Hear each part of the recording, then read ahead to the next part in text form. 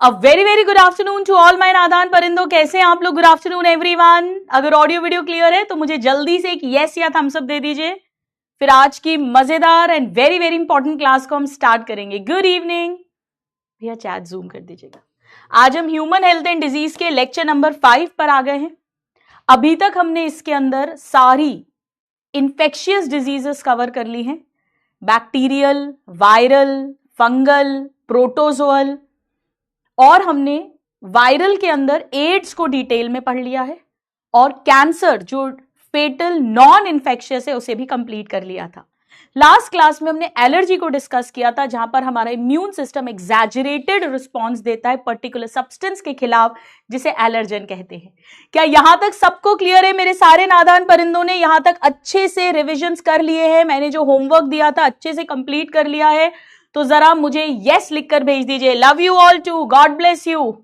Yes, I also missed. आज ऐसा लग रहा है ना जैसे कितने दिन बाद अपनी क्लास हो रही है। लिटरली आज मुझे भी ऐसे ही लग रहा है, पता नहीं क्यों। चलिए, तो आइए मेरे प्यारे नादान परिंदों, जरा चेहरे पे स्माइल, आंखों में चमक, दिल में फुल पॉजिटिविटी, उस स्टेथोस्कोप के नाम आशीर्वाद लेते हैं अपनी बायोलॉजी माता, बायोलॉजी मैया से। बोलो बायोलॉजी मैया की जय हो। खूब खुशी खुशी पढ़ना है, प्रेम से पढ़ना है, आनंद से पढ़ना है, मोस्ट इंपॉर्टेंट रेगुलर पढ़ना है। बड़ा क्रिटिकल टाइम है, किसी को भी अपना समय बिल्कुल खराब नहीं करना है। कल बेटा 25 दिसंबर क्रिसमस की भी आपको छुट्टी मिलने वाली है, तो बिल्कुल भी समय वेस्ट मत करना।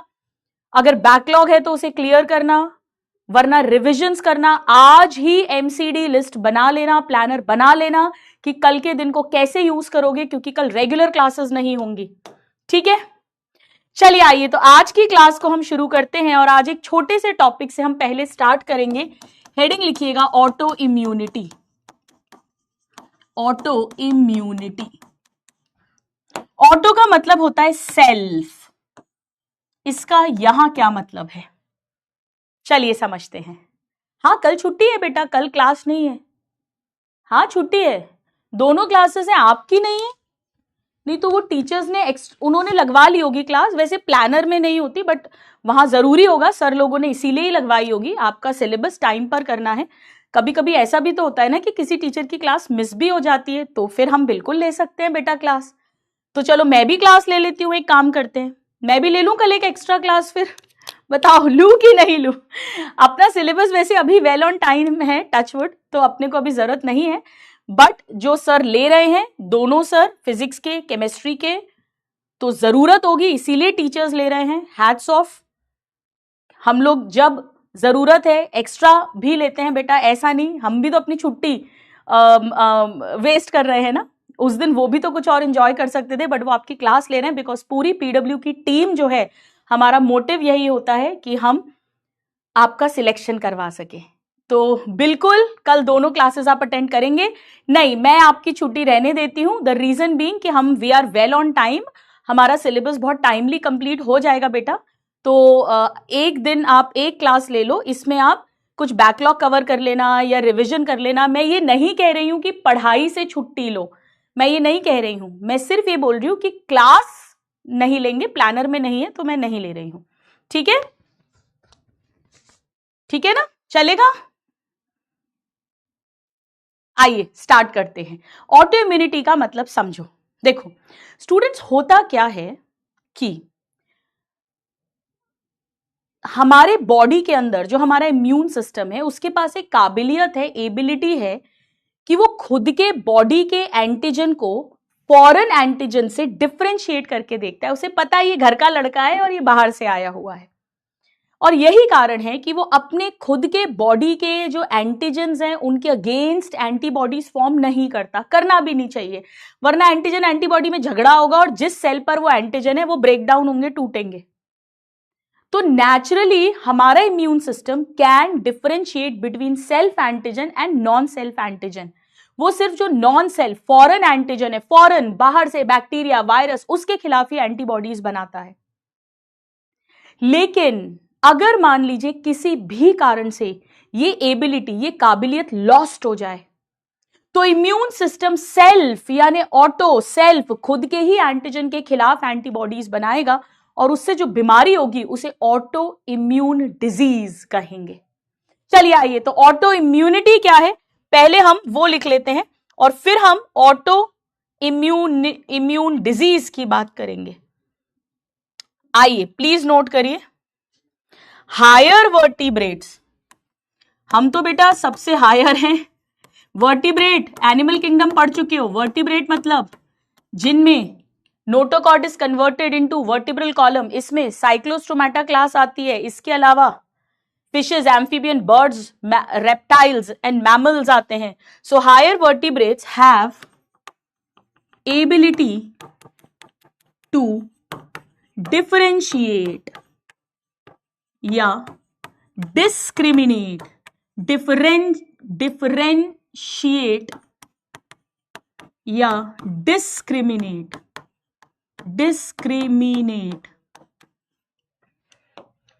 have the ability to differentiate or discriminate between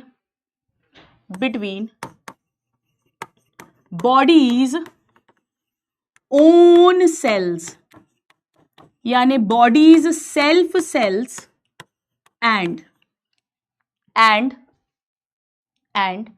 foreign molecules या foreign organisms जो बाहर से आए हैं, जो बीमारियां कर सकते हैं, like pathogens, bacteria, virus, fungi, उन्हें मारना है, लाइक पैथोजन।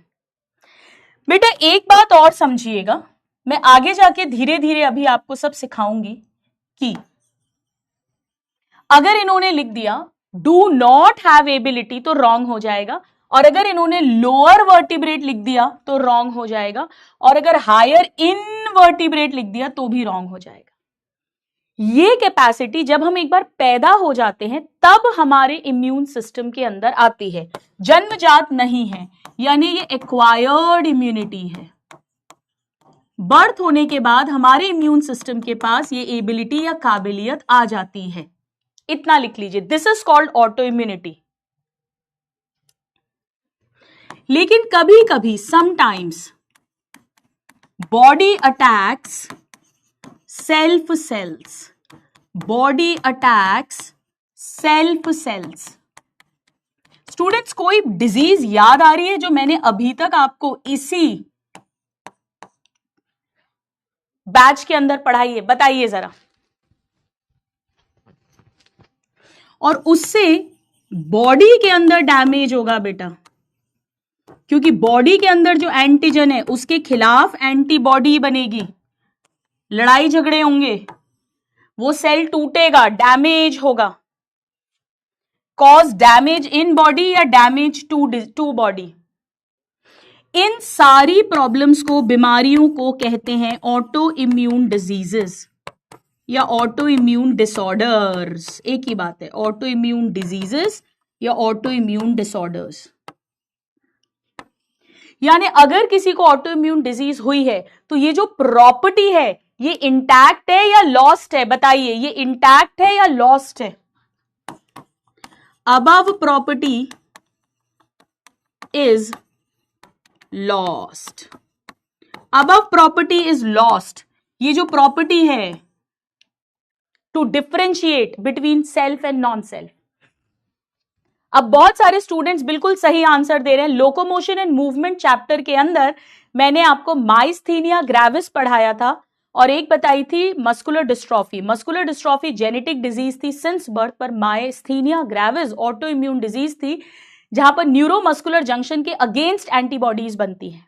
दूसरा भी आप बिल्कुल सही बता रहे हैं, उसी चैप्टर में मैंने आपको रिमेटॉइड आर्थराइटिस भी बताया था। आर्थराइटिस मतलब जॉइंट्स का इन्फ्लेमेशन, यहां पर भी जो साइनोवियल मेम्ब्रेन है उसके अगेंस्ट एंटीबॉडीज बनी थी। माइस्थीनिया ग्रेविस तो एनसीईआरटी में दी हुई है। इसके अलावा बिल्कुल सही आप लोग कह रहे हैं, जब मैंने आपको केमिकल कोऑर्डिनेशन एंडोक्राइन सिस्टम पढ़ाया था तब मैंने आपको वहां पर थायराइड के अंदर, हाइपोथायरॉइडिज्म के अंदर हशीमोटो थायरोइडाइटिस या हशीमोटो डिजीज बताई थी, जहां पर जो फॉलिकुलर सेल्स हैं जो T3 T4 हॉर्मोन्स बनाते हैं उनके अगेंस्ट एंटीबॉडीज बनती हैं। इसके अलावा मैंने आपसे कहा था कि डायबिटीज मेलाइटस जो है वो भी ऑटो इम्यून हो सकती है।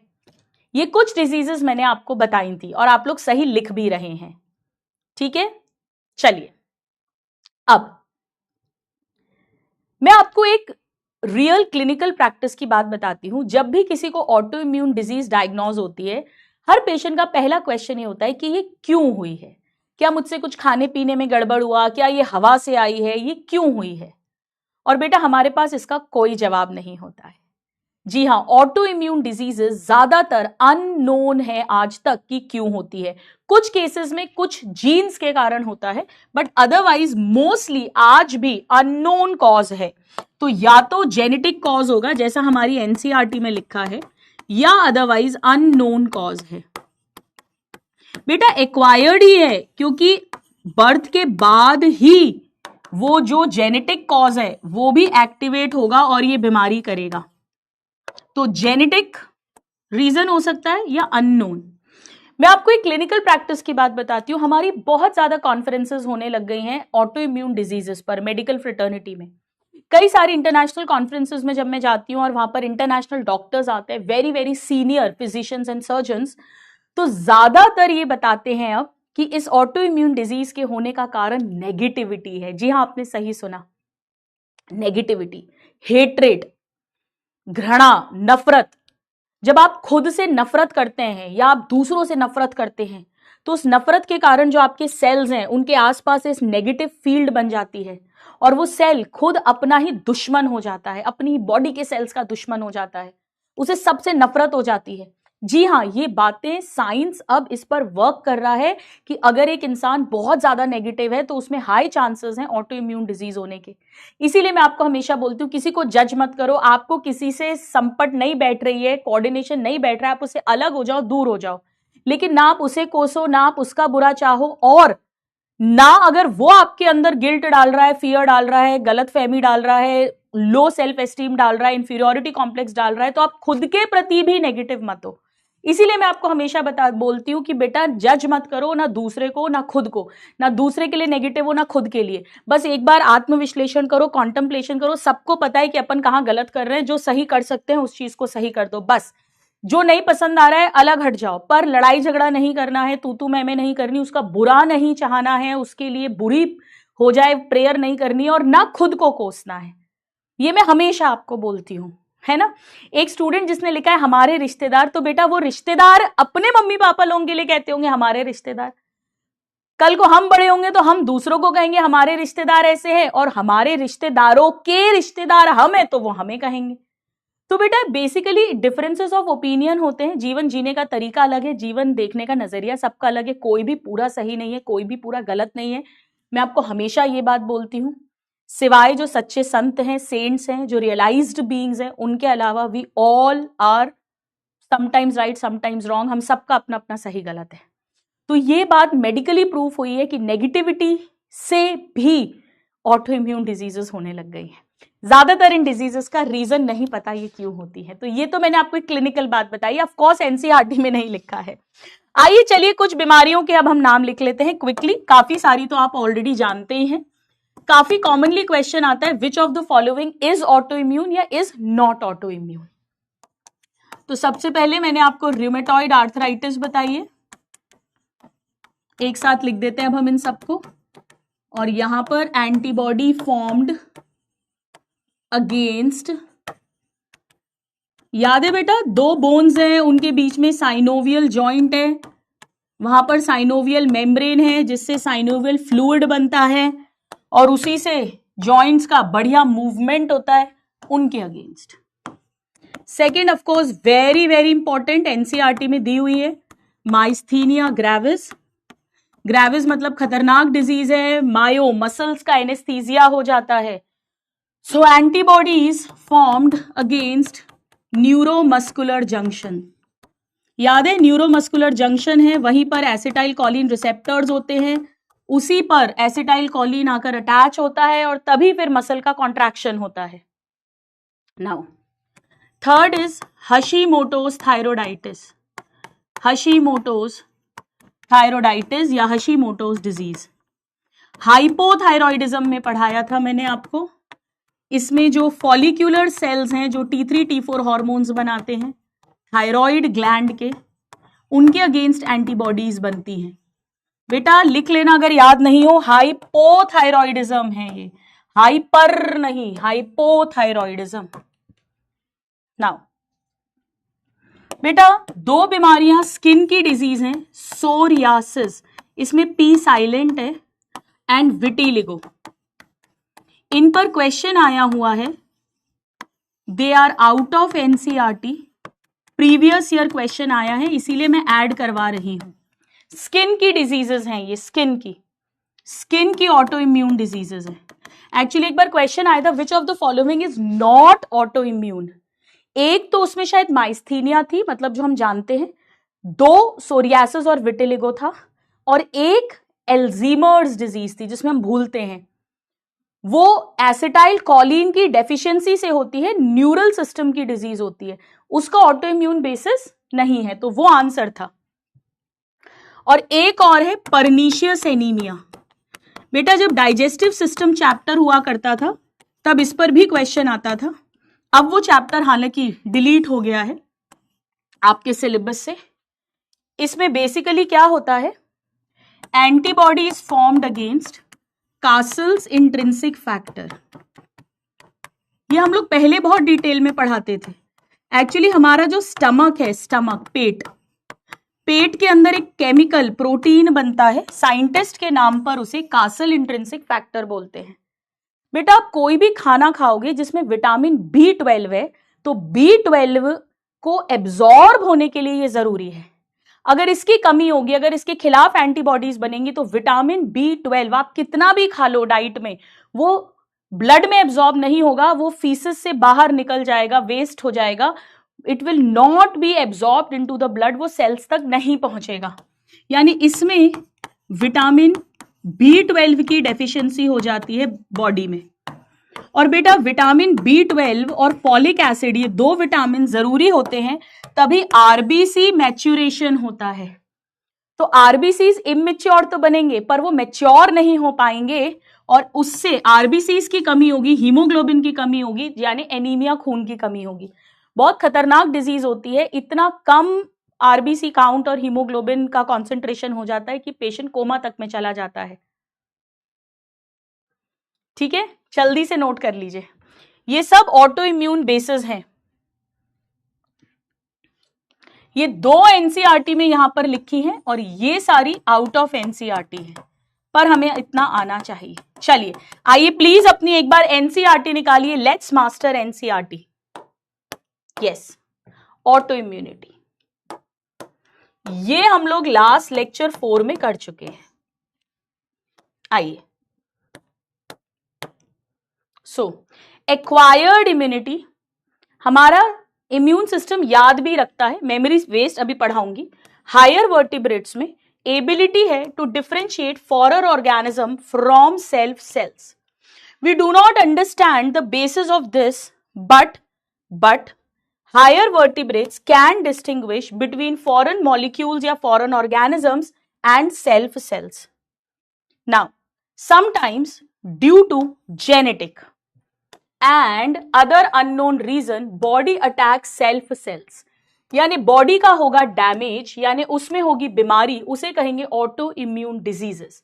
रोमेटॉइड आर्थराइटिस यहां पर दी हुई है, myasthenia gravis locomotion and movement में दी हुई है। जल्दी से एक बार नोट कर लीजिए सब लोग, मैं टाइम दे रही हूं बेटा, एक बार नोट कर लो सब, एवरीबडी।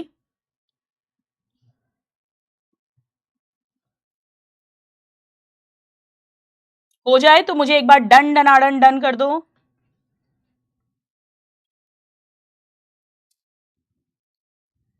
अब आइए हम समझते हैं एक्चुअली इम्यूनिटी क्या होती है। तो नेक्स्ट हेडिंग डालो, इम्यूनिटी। इम्यूनिटी, हमने अभी तक डिजीजेस देखी हैं, अब हम इतना डर चुके हैं, काफी डर चुके हैं। कितने बच्चे डर चुके हैं, हवा से डर, पानी से डर, खाना अच्छे से पकाओ, सब्जियां धो, बॉइल्ड अच्छा पानी पियो, हर जगह से बीमारी बीमारी बीमारी। कितने बच्चे डर चुके हैं, जरा मी लिख कर भेजिएगा। इतने सारे पैथोजेंस हैं आसपास, खाने में, पानी में, हवा में, पर फिर भी हम कंपैरेटिवली बीमार बहुत कम पड़ते हैं। ऐसा क्यों? क्योंकि हमारे पास आर्मी, नेवी, एयरफोर्स, पूरा डिफेंस सिस्टम है बेटा इनको फाइट करने के लिए। ना जाने कितनी बार बैक्टीरिया, वायरस, पैथोजन बॉडी के अंदर घुस भी जाता है, हमें पता भी नहीं चलता, हमें कोई लक्षण, सिम्टम्स नहीं आते, कोई प्रॉब्लम नहीं होती, हमारे इम्यून सिस्टम उन्हें मार डालता है, खुद ही फाइट कर लेता है। यानी बॉडी की रोग प्रतिरोधक क्षमता, ये हमारे बॉडी की एबिलिटी है, काबिलियत है to fight against disease causing organisms. आइए इस बात को हम लिखते हैं, let's write it down. Overall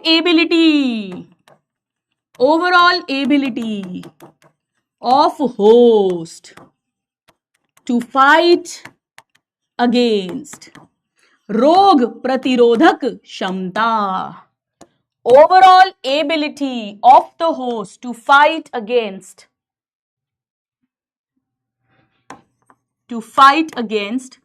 disease causing organisms यानी pathogens, disease causing organisms यानी pathogens। और ये कौन देता है काबिलियत? conferred by मतलब given by।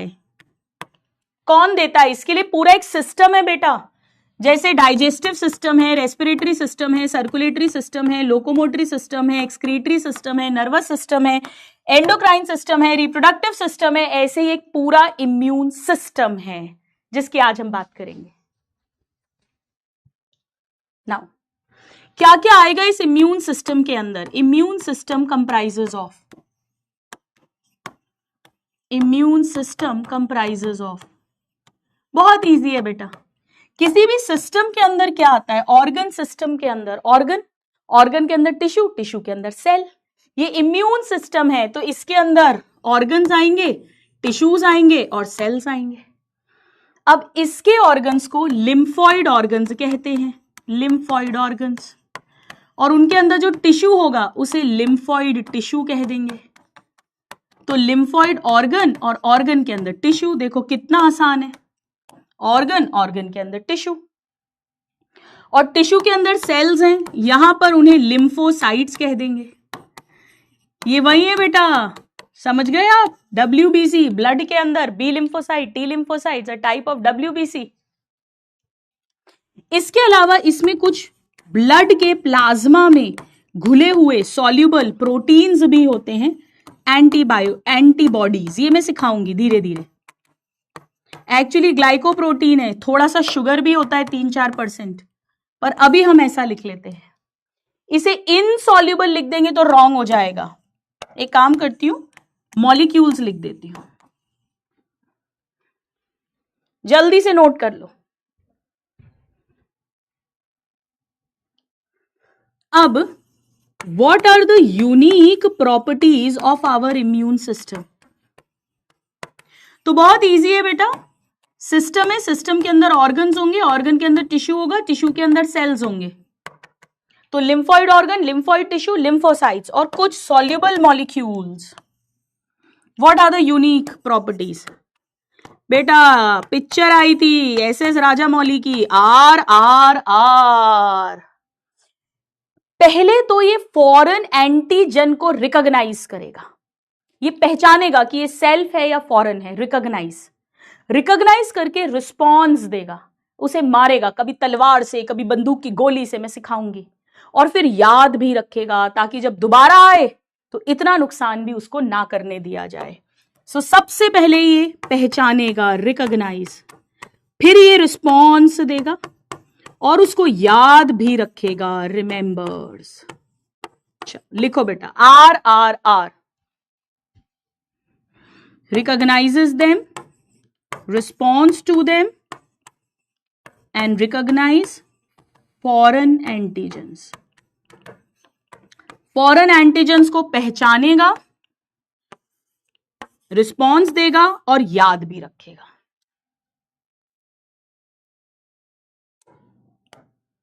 लिख लो तो एक बार मुझे डन कर देना, सब आएगा अभी धीरे धीरे। मैं यहां लिख रही हूं बेटा, चलो नीचे ही लिख देती हूं। इम्यूनिटी का इंपॉर्टेंट रोल है इन, इम्यूनिटी का इंपॉर्टेंट रोल इन। स्टूडेंट्स आपको याद है लास्ट क्लास में हमने एलर्जी पढ़ी थी। एलर्जी में हमने पढ़ा था कि मेट्रो सिटीज में चिल्ड्रन को अस्थमा वगैरह बहुत ज्यादा होने लगा है क्योंकि उनकी इम्यूनिटी वीक हो गई है, पुअर हो गई है। और एलर्जी में क्या होता था, हमारा इम्यून सिस्टम ही तो एग्जैजरेटेड हाइपर रिएक्शन देता था उस केमिकल के प्रति, उस सब्सटेंस के प्रति। तो इम्यून सिस्टम का रोल है इन एलर्जी। अभी ऑटो इम्यूनिटी में भी तो हमने देखा इम्यून सिस्टम ही तो है जो अगर बीमारी होगी तो फॉरेन और सेल्फ के बीच में डिफरेंशिएट नहीं कर पाएगा। सो ऑटो इम्यून डिजीजेस में भी इसका रोल है। तो ऑटो इम्यून डिजीजेस और एलर्जी, इन दोनों में ही इम्यून सिस्टम का रोल है। और मैं सिखाऊंगी बेटा, जब हम किसी अंग का, ऑर्गन का ट्रांसप्लांटेशन, प्रत्यारोपण करते हैं, उसमें भी इम्यूनिटी का रोल है। अपन सुनते हैं ना कि दूसरे का जो डोनर की किडनी है उसे रिसिपिएंट ने रिजेक्ट कर दिया। वो इम्यून सिस्टम ही डिसाइड करता है कि रिजेक्ट करना है या एक्सेप्ट करना है। सब में रोल है। अब अगर आपके जगह कम बची हो बेटा तो एक न्यू पेज ले लेना। इम्यूनिटी 2 टाइप्स की होती है। एक बच्चा जब पैदा होता है तो जन्म से ही उसकी एक लेवल की इम्यूनिटी रहती है, उसे कहेंगे कंजेनाइटल, सिंस बर्थ। क्योंकि बेटा जैसे एक न्यूबॉर्न पैदा हुआ है, हवा को एक्सपोज्ड है, 6 महीने तक ब्रेस्ट मिल्क ले रहा है, बट उसके बाद में वो खाना पीना भी खाएगा, तो फूड से, वाटर से, एयर से, सभी से उसको भी इंफेक्शन हो सकता है। तो सबसे पहले है कंजेनाइटल इम्यूनिटी। अब आप इसे कंजेनाइटल बोलो, इनबॉर्न बोलो या innate immunity. Innate immunity since birth present है, सबके अंदर प्रेजेंट है, जैसे ही एक बेबी बॉर्न होता है। और दूसरी होगी बेटा जो धीरे धीरे पूरी जिंदगी में हम एक्वायर करते हैं। मैं अभी और समझाऊंगी इसे। हम धीरे धीरे एक्वायर करते हैं। अब एक बात समझो, अगर जन्म से ही इम्यूनिटी है तो वो किसी पर्टिकुलर पैथोजन के खिलाफ होनी चाहिए कि एक जनरल होनी चाहिए। सोचो बेटा, वो बच्चा पैदा हुआ है तो उसको एक जनरल इम्यूनिटी चाहिए, नॉन स्पेसिफिक इम्यूनिटी चाहिए। लेकिन एक्वायर्ड इम्यूनिटी कैसे होती है, मैंने पहले भी बताया है आपको कि जैसे मान लो किसी को 2nd क्लास में चिकन पॉक्स हुआ, यानी उस बच्चे के ब्लड में चिकन पॉक्स का वायरस आया, उसने सिम्टम्स कर दिए, लक्षण कर दिए, बीमारी कर दी, उसको चिकन पॉक्स हो गया। ये बात उस चिकन पॉक्स के वायरस को उसके इम्यून सिस्टम ने फाइट कर दिया, थोड़े दिन में मार दिया, खत्म हो गया और बीमारी भी ठीक हो गई। लेकिन इस बात को उन्होंने याद रखा, उन्होंने मेमोरी रखी, और अब नेक्स्ट टाइम जब भी चिकन पॉक्स का वायरस उस बच्चे के ब्लड के अंदर आएगा, भले ही वो कितना ही बड़ा हो जाए, 20 साल, 30 साल, 40 साल, कभी ना कभी वायरस तो आ ही सकता है, तो उसका इम्यून सिस्टम बहुत हाई रिस्पॉन्स करेगा, बहुत फास्ट रिस्पॉन्स करेगा, और जिसके पहले कि वो वायरस मल्टीप्लाई करे, डिजीज करे, लक्षण अपीयर हो, सिम्टम्स अपीयर हो, उसके पहले उसे मार देगा। तो बेटा ऐसा नहीं, अपन कहते हैं ना एक बार किसी की माता निकल गई तो दोबारा नहीं निकलती, किसी की चिकन पॉक्स हो गया दोबारा नहीं होता। तो इसका ये मतलब नहीं कि दोबारा वायरस अंदर एंटर नहीं करता, वायरस तो एंटर पता नहीं कितनी बार करा होगा, लेकिन मेमोरी के कारण से इम्यून सिस्टम ने हाई रिस्पॉन्स दिया, फास्ट रिस्पॉन्स दिया, पहले ही वायरस खत्म कर दिया और हम बीमार हुए ही नहीं, हमें तो पता ही नहीं चला वो वायरस अंदर आया। यानी ये स्पेसिफिक इम्यूनिटी होगी। जैसे जैसे हम किसी पैथोजन को, हमारी बॉडी एक्सपोज होगी और हमारा इम्यून सिस्टम उसे फाइट करेगा और उसको याद रखेगा, तो उससे हमें इम्यूनिटी मिलती जाएगी। तो ये नॉन स्पेसिफिक है और वो स्पेसिफिक हो जाएगी। सो दिस इज एक्वायर्ड या gained after birth. After birth, जन्म के बाद जैसे जैसे जैसे जैसे हम एक्सपोज होते जाएंगे, पर्टिकुलर एंटीजन के खिलाफ इम्यूनिटी होती जाएगी, specific against particular antigen. Particular antigen, specific, whereas present since birth, और इसीलिए ये जनरल इम्यूनिटी है, यानी दिस इज नॉन स्पेसिफिक। कोई भी पैथोजन आएगा उसको ये निपटा सकती है, that is treats all pathogens in same manner. बेटा मेमोरी किस में प्रेजेंट है, सोचो, याद कौन रखता है, ये जैसे जैसे इंफेक्शन होगा, डिजीज होगा, नेक्स्ट टाइम के लिए याद रखा जाएगा, तो यहां पर मेमोरी प्रेजेंट है। यहां पर ऐसा कुछ नहीं है बेटा, ये जनरल सी इम्यूनिटी है, नो मेमोरी, कोई याददाश्त वाददाश्त नहीं है, जनरल इम्यूनिटी है। स्टूडेंट्स, जैसे हमारे आर्मी में जब बॉर्डर पे जाते हैं तो टुकड़ियां होती है, फर्स्ट लाइन ऑफ डिफेंस, पहली सुरक्षा टुकड़ी, दूसरी सुरक्षा टुकड़ी, तो दुश्मन जब आएगा तो सबसे पहले कौन आएगा, अगर उन्होंने ही हरा दिया बात खत्म हो गई, पर अगर वो हार गए तो फिर वो अंदर और घुसेगा, फिर ये लोग ने अगर फाइट कर दिया तो बढ़िया, बात खत्म हो गई, वरना उन्हें हरा दिया तो फिर वो दुश्मन और अंदर आएगा। तो बेटा सबसे पहले दुश्मन का सामना इससे होता है, forms first and second line of defence. अभी समझाऊंगी आपको ये बात मैं। और अगर मान लो ये हमें नहीं बचा पाई तो फिर ये सामना करेगा, ये फाइट करेगा, forms third line of defence. हमारा जो डिफेंस सिस्टम है, इम्यून सिस्टम है, उसमें सबसे पहले इससे सामना होगा दुश्मन का, पैथोजन का, और फिर इससे सामना होगा फाइनली। यहां पर रोल आता है ब्लड के अंदर जो WBCs हैं, उसमें जो B and T लिम्फोसाइट्स हैं। ये बात मैंने आपको बॉडी फ्लूइड्स में भी लिखवाई थी, जब मैंने आपको WBC B and T lymphocytes लिखवाए थे। यहां पर बेटा 4 बैरियर्स होंगे जिनकी अभी मैं बात करूंगी, 4 बैरियर्स। बहुत इजी तरीके से हम पढ़ेंगे, वेरी इजी। एक बार हो जाए तो मुझे जरा डन लिख दीजिए क्विकली।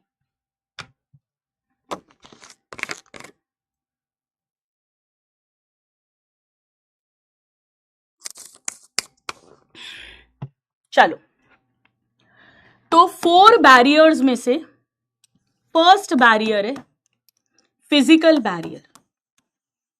फिजिकल बैरियर, इसकी एक ट्रिक है बेटा, P2C2, प्रियंका चोपड़ा, परिनिधि चोपड़ा, P2C2, प्रियंका चोपड़ा, परिनिधि चोपड़ा। आओ चलो समझो, फिजिकल का क्या मतलब है। बचपन से ही ऐसा है, जन्म से ही, कि कोई भी पैथोजन बॉडी में घुसने की कोशिश करेगा तो पहला बैरियर स्किन होगी, स्किन। और अगर मुंह से आ रहा है, आंख से आ रहा है, नाक से आ रहा है, कान से आ रहा है, वेजाइना से आ रहा है, यूरेथ्रा से आ रहा है, तो वहां पर म्यूकस मेम्ब्रेन है, वो जो चिपचिपी श्लेष्म की लेयर है। तो ये फिजिकल बैरियर है। पहला बैरियर है स्किन और दूसरा बैरियर है म्यूकस मेम्ब्रेन। बेटा आना चाहिए, इस पे बहुत ज्यादा क्वेश्चंस आते हैं, very important topic. Skin, skin क्या करेगा, it will prevent entry of pathogen. Skin जो है वो पैथोजन को बॉडी में एंटर ही नहीं होने देगा। भाई स्किन है तो अंदर घुस ही नहीं पाएगा, है ना, वो तो कोई घाव वाव होता है तो एंट्री होगी। और म्यूकस मेम्ब्रेन क्या करेगी बेटा, म्यूकस मेम्ब्रेन बोलो या म्यूकस कोटिंग बोलो, एक ही बात है। Of epithelial lining of, epithelial lining of. बेटा कहां कहां म्यूकस मेम्ब्रेन होती है, देखो, एक तो हमारा पूरा gastrointestinal tract which starts from mouth, buccal cavity, फैरिंग्स, oesophagus, stomach, small intestine, large intestine. इसमें एक तो खाली जगह है ल्यूमन, एक उनकी वॉल है, वॉल में सबसे अंदर की लेयर आपको पढ़ाया है हमेशा एपिथेलियम होती है, वहां पर एक म्यूकस की लेयर होती है। तो gastrointestinal tract, gastro intestinal tract, GIT, वहां की म्यूकोजा होती है। और कहां से घुसेगा, नाक से, तो nose, nasal passage, nasal chamber, nasopharynx, larynx, trachea, वहां पे रेस्पिरेटरी ट्रैक्ट। और कहां से घुसेगा,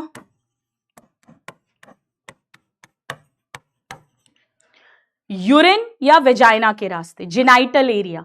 तो मेल्स में पेनिस, उसी के अंदर यूरेथ्रा है, तो वहीं से एंट्री होगी। और फीमेल्स में यूरेथ्रा की ओपनिंग सेपरेट है, वेजाइना की ओपनिंग सेपरेट है, यानी यूरिनो जेनाइटल ट्रैक्ट, यूरिनो जेनाइटल बोलो या जेनाइटो यूरिनरी बोलो, एक ही बात है बेटा।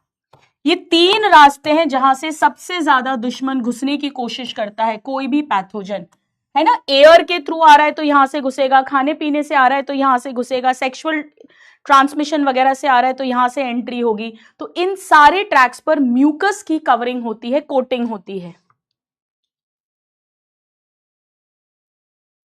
और ये क्या करती है? Trap and immobilise. बेटा स्किन तो अंदर घुसने ही नहीं दे रही है, फिर से सुनो, स्किन तो अंदर एंटर ही नहीं होने दे रही है, और म्यूकस की कवरिंग ये चिपचिपा है, तो उसमें वो बैक्टीरिया वायरस फंस जाएगा, ट्रैप हो जाएगा, इमोबिलाइज हो जाएगा, तो आगे नहीं बढ़ पाएगा, आगे नहीं बढ़ पाएगा,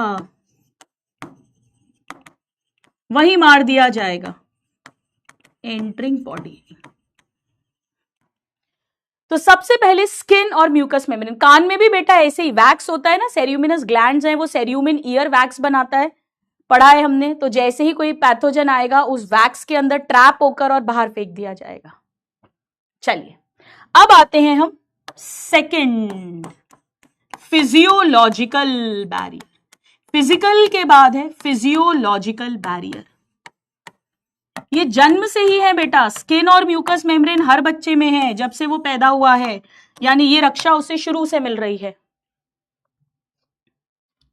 बेटा फिजियोलॉजिकल का मतलब समझो, फंक्शनिंग, मतलब मान लो कोई पैथोजन है जिसने स्किन म्यूकस मेम्ब्रेन को क्रॉस कर लिया, कैसे भी करके क्रॉस कर लिया। अब अगर वो वेजाइना से आ रहा है, यूरिनरी ट्रैक्ट से आ रहा है, तो आपको मालूम है यूरिन की, वेजाइना की, उन सब की एसिडिक पीएच होता है 6.0, यूरिन का पीएच बताया था। तो वो जो एसिडिटी है वो उससे मार देगी, एसिड से मर जाते हैं ना।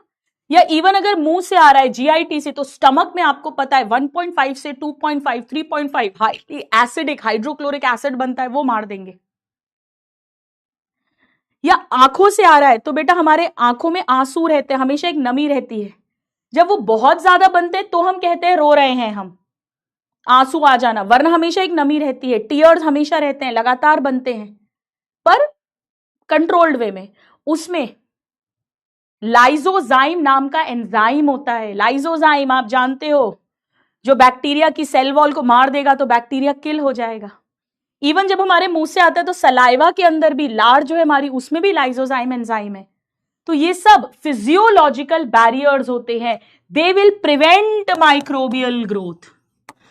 माइक्रोब की एंट्री तो हो गई बेटा, एंट्री तो हो गई है, लेकिन ये अब उसे ग्रो नहीं करने देंगे, ये खत्म हो जाएगा, मार देंगे उसको। They prevent microbial growth.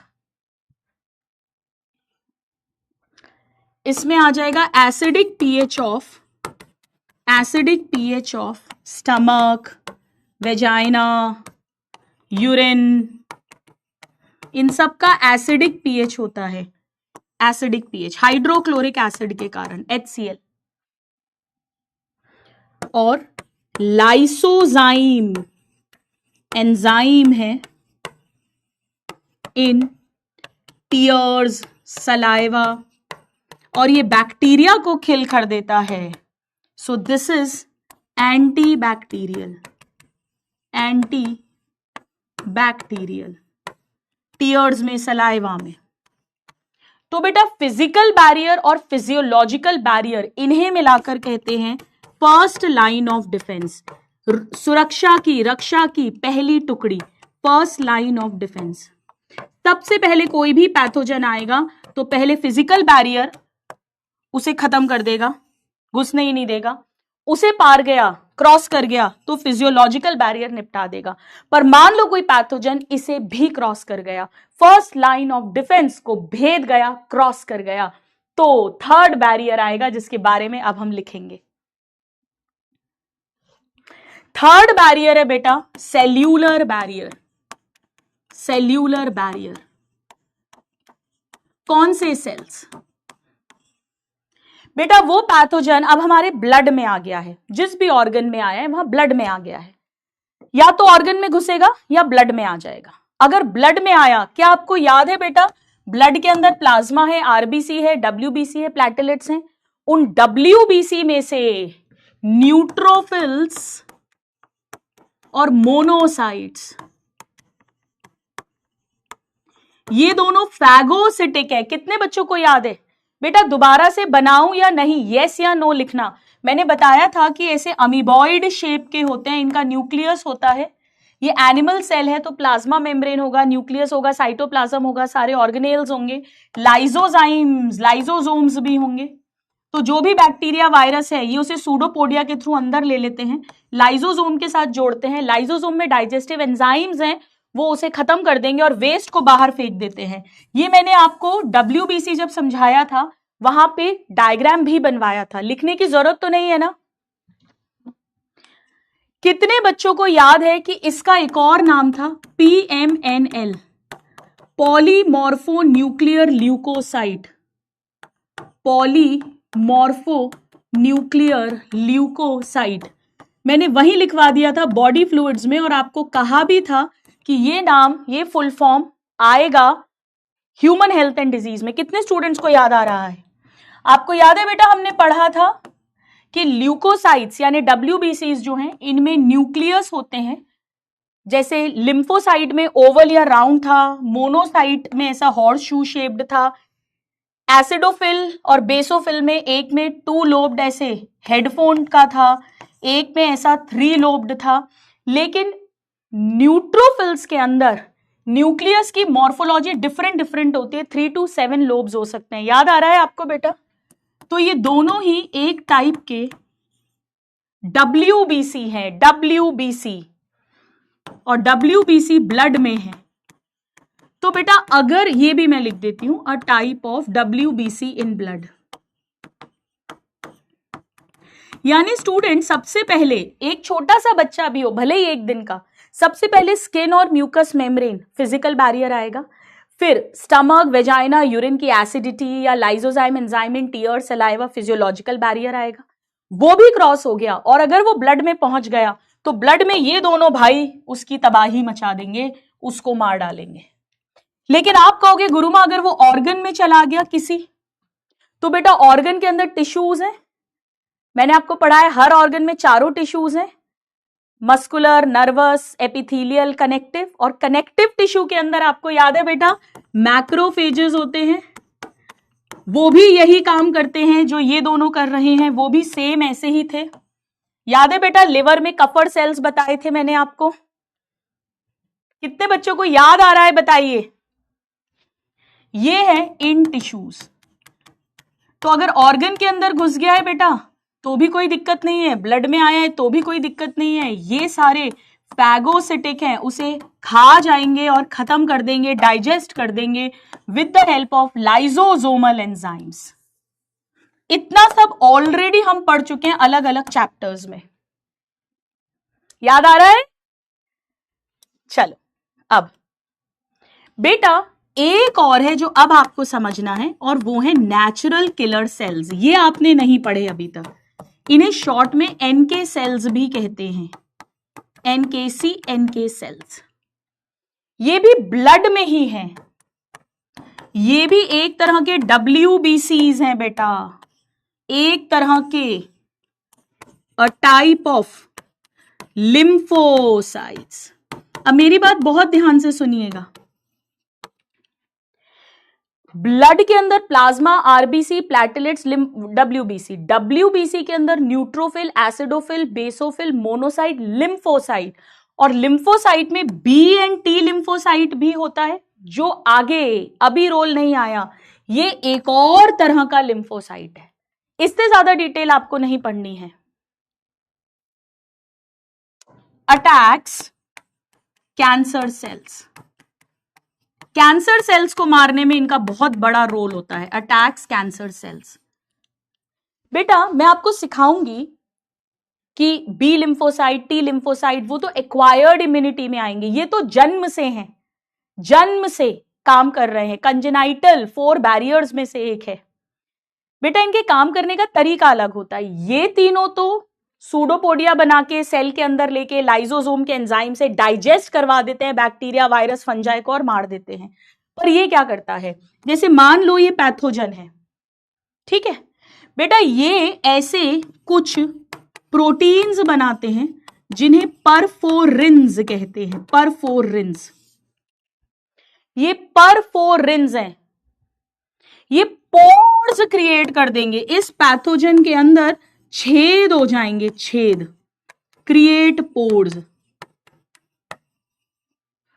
ये उस बैक्टीरिया वायरस में छेद कर देगा, उसकी सेल वॉल में, प्लाज्मा मेम्ब्रेन में पोर हो जाएगा, और जब छेद हो जाएगा बेटा तो इसमें पानी घुसने लगेगा, और जब पानी घुसेगा बेटा तो ये फूलेगा, फूलेगा और बर्स्ट हो जाएगा। So water enters inside, water enters inside pathogen and it burst. ये ऐसे करके काम करते हैं। ये बात आप भूल भी जाओगे तो मुझे चलेगा, बस आपको ये आना चाहिए कि PMNL neutrophils, macrophages, monocytes and NK cells, ये चारों सेल्स हैं जो जन्म से प्रेजेंट हैं और सेल्यूलर बैरियर का एग्जाम्पल है। शुरू के 3 फैगोसिटिक हैं, ये मालूम होना चाहिए।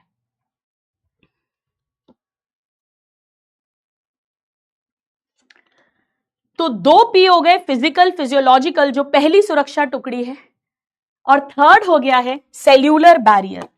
अगर इसे भी क्रॉस कर गया, मान लो ये सेल्स भी उसे नहीं मार पाए, वायरस को पर्टिकुलरली, तो फोर्थ बैरियर आता है बेटा cytokine barrier, P2C2, physical, physiological, cellular and cytokine, cytokine barrier. आइए समझते हैं।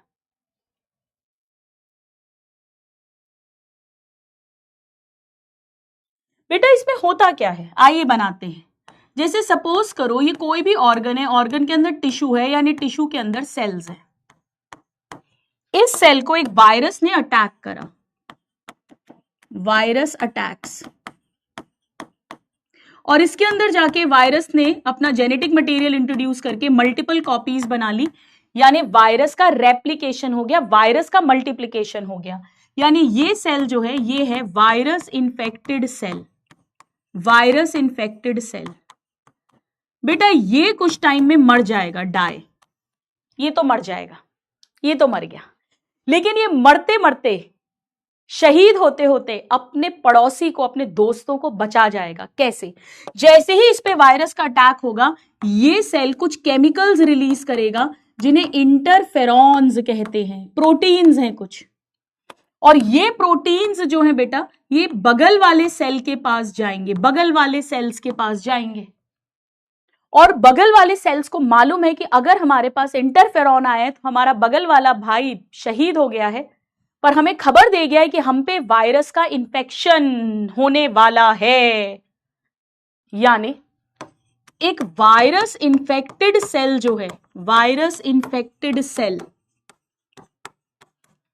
उसने रिलीज करा ये प्रोटीन, वायरस इन्फेक्टेड सेल है, उसने प्रोड्यूस करा इंटरफेरॉन। इस पे बहुत क्वेश्चन आता है बेटा।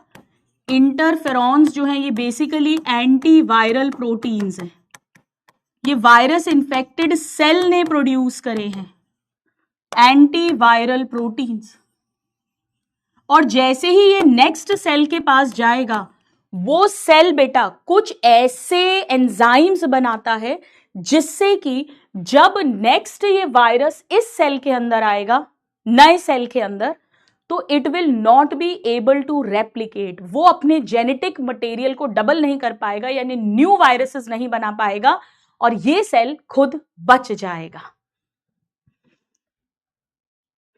सो they protect non infected cell from further infection, from further infection.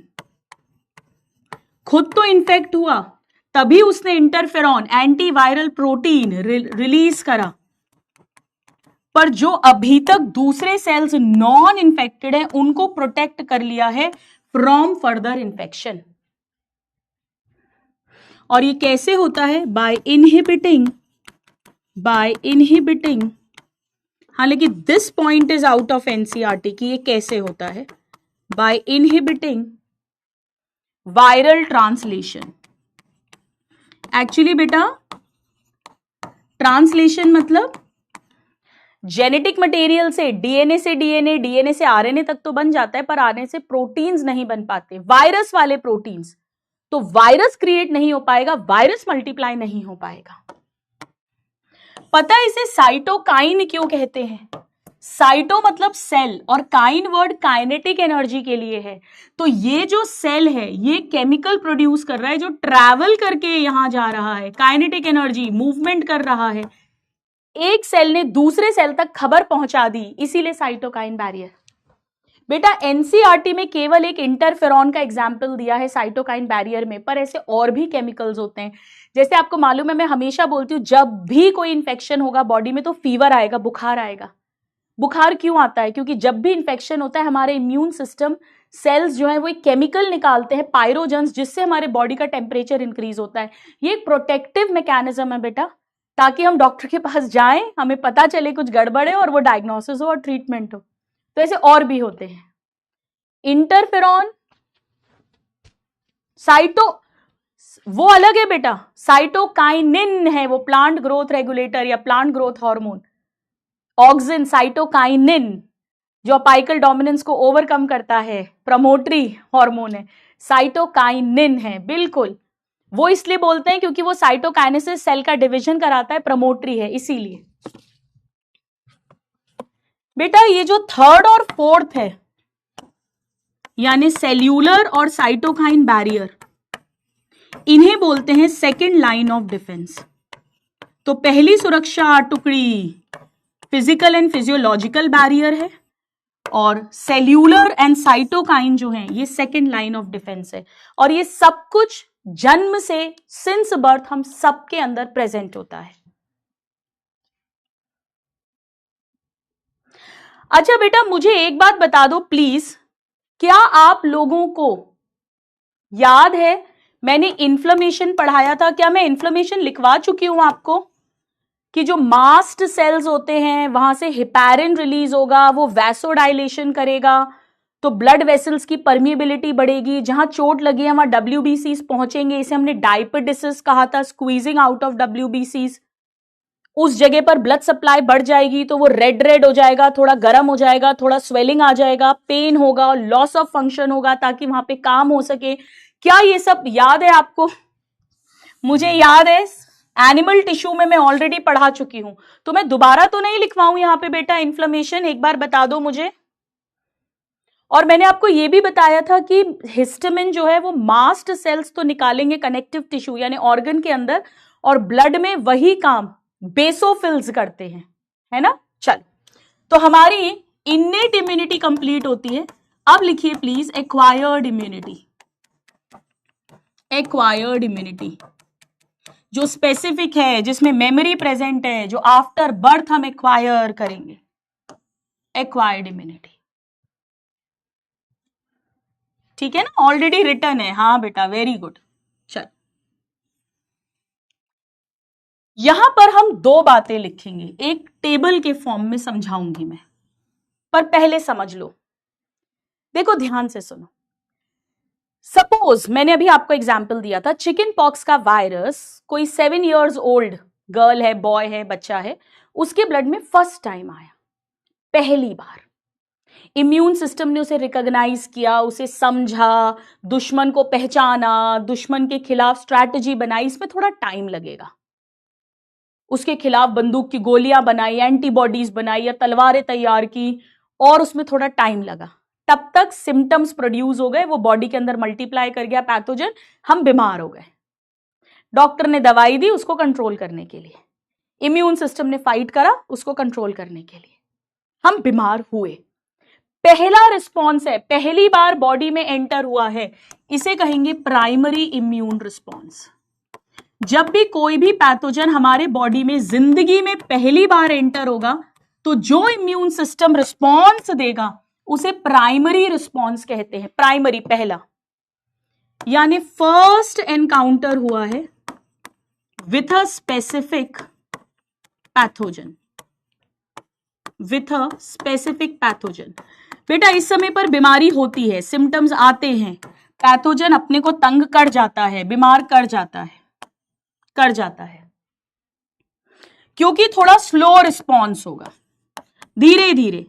भाई पहली बार किसी दुश्मन ने अटैक करा, पहली बार कोई नेबरिंग कंट्री ने अटैक करा, हमें उम्मीद भी नहीं थी, हमें नहीं पता उसमें कितने सिपाही हैं, कितनी गन्स हैं, कितने कैनन्स हैं, कितने तोप हैं, कितने टैंक्स हैं। तो थोड़ा टाइम लगेगा स्ट्रैटेजी बनाने में, स्लो रिस्पॉन्स होगा और लो इंटेंसिटी का होगा, धीरे धीरे धीरे धीरे। इसीलिए पेशेंट बीमार भी होगा इंसान। मार दिया, खत्म हो गया, हम ठीक हो गए, वी आर फाइन नाउ। लेकिन इम्यून सिस्टम ने याददाश्त रख ली, मेमोरी रख ली। अब जब 1 साल बाद, 2 साल बाद, 5 साल बाद, 10 साल बाद, 20 साल बाद वही सेम दुश्मन दोबारा अटैक करे, तो अब तो इम्यून सिस्टम को मालूम है उसका एंटीजन कौन सा है, वो कैसे वर्क करता है, ये कैसे बीमारी करता है, दुश्मन के बारे में सब कुछ पता है, सब उसके खिलाफ गोलियां, तलवारें सब रेडी हैं। तो बहुत जल्दी, फास्ट और हाई इंटेंसिटी का रिस्पॉन्स होगा। और कई बार तो सिम्टम भी नहीं आएगा, हमें पता भी नहीं चला था वो बॉडी में घुसा और इम्यून सिस्टम ने ऑलरेडी फाइट कर दिया। इसे कहेंगे secondary immune response. Second time घुसे, थर्ड टाइम घुसे, कभी भी घुसे, पहली बार घुसा तो प्राइमरी, उसके बाद कभी भी एंटर करेगा बेटा, कभी भी। सब्सिक्वेंट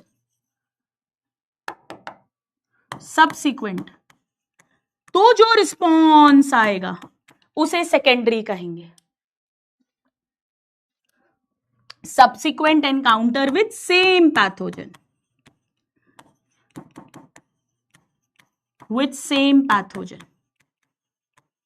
जल्दी भी रिस्पॉन्स आएगा बेटा, क्योंकि सारा, अच्छा इसे डिफरेंट पैथोजन लिख देंगे तो रॉन्ग हो जाएगा। एक ही पैथोजन की बात कर रही हूं, कोई पर्टिकुलर टीबी का बैक्टीरिया पहली बार घुसेगा, प्राइमरी रिस्पॉन्स आएगा, ठीक हो गए हम। उसके बाद कभी भी दोबारा आया तो सेकेंडरी रिस्पॉन्स होगा।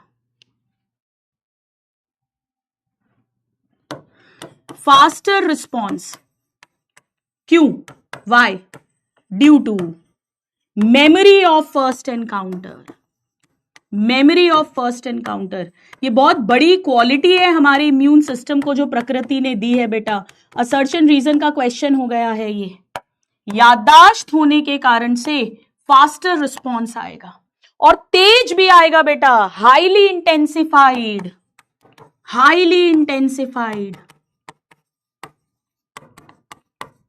वो भी क्यों आएगा, यही ड्यू टू, यही सेम।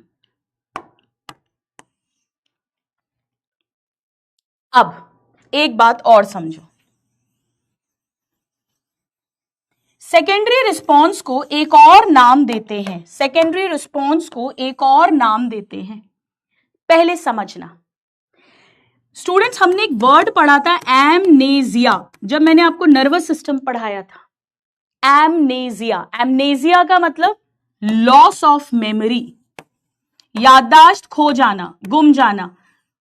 उस सिम्टम को, लक्षण को कहते हैं एमनेजिया। किसी को एमनेजिया हो गया है मतलब याददाश्त खो गई। अभी वो कौन सी पिक्चर आई थी, सैयारा, तो एमनेजिया ही हुआ था उसमें हीरोइन को।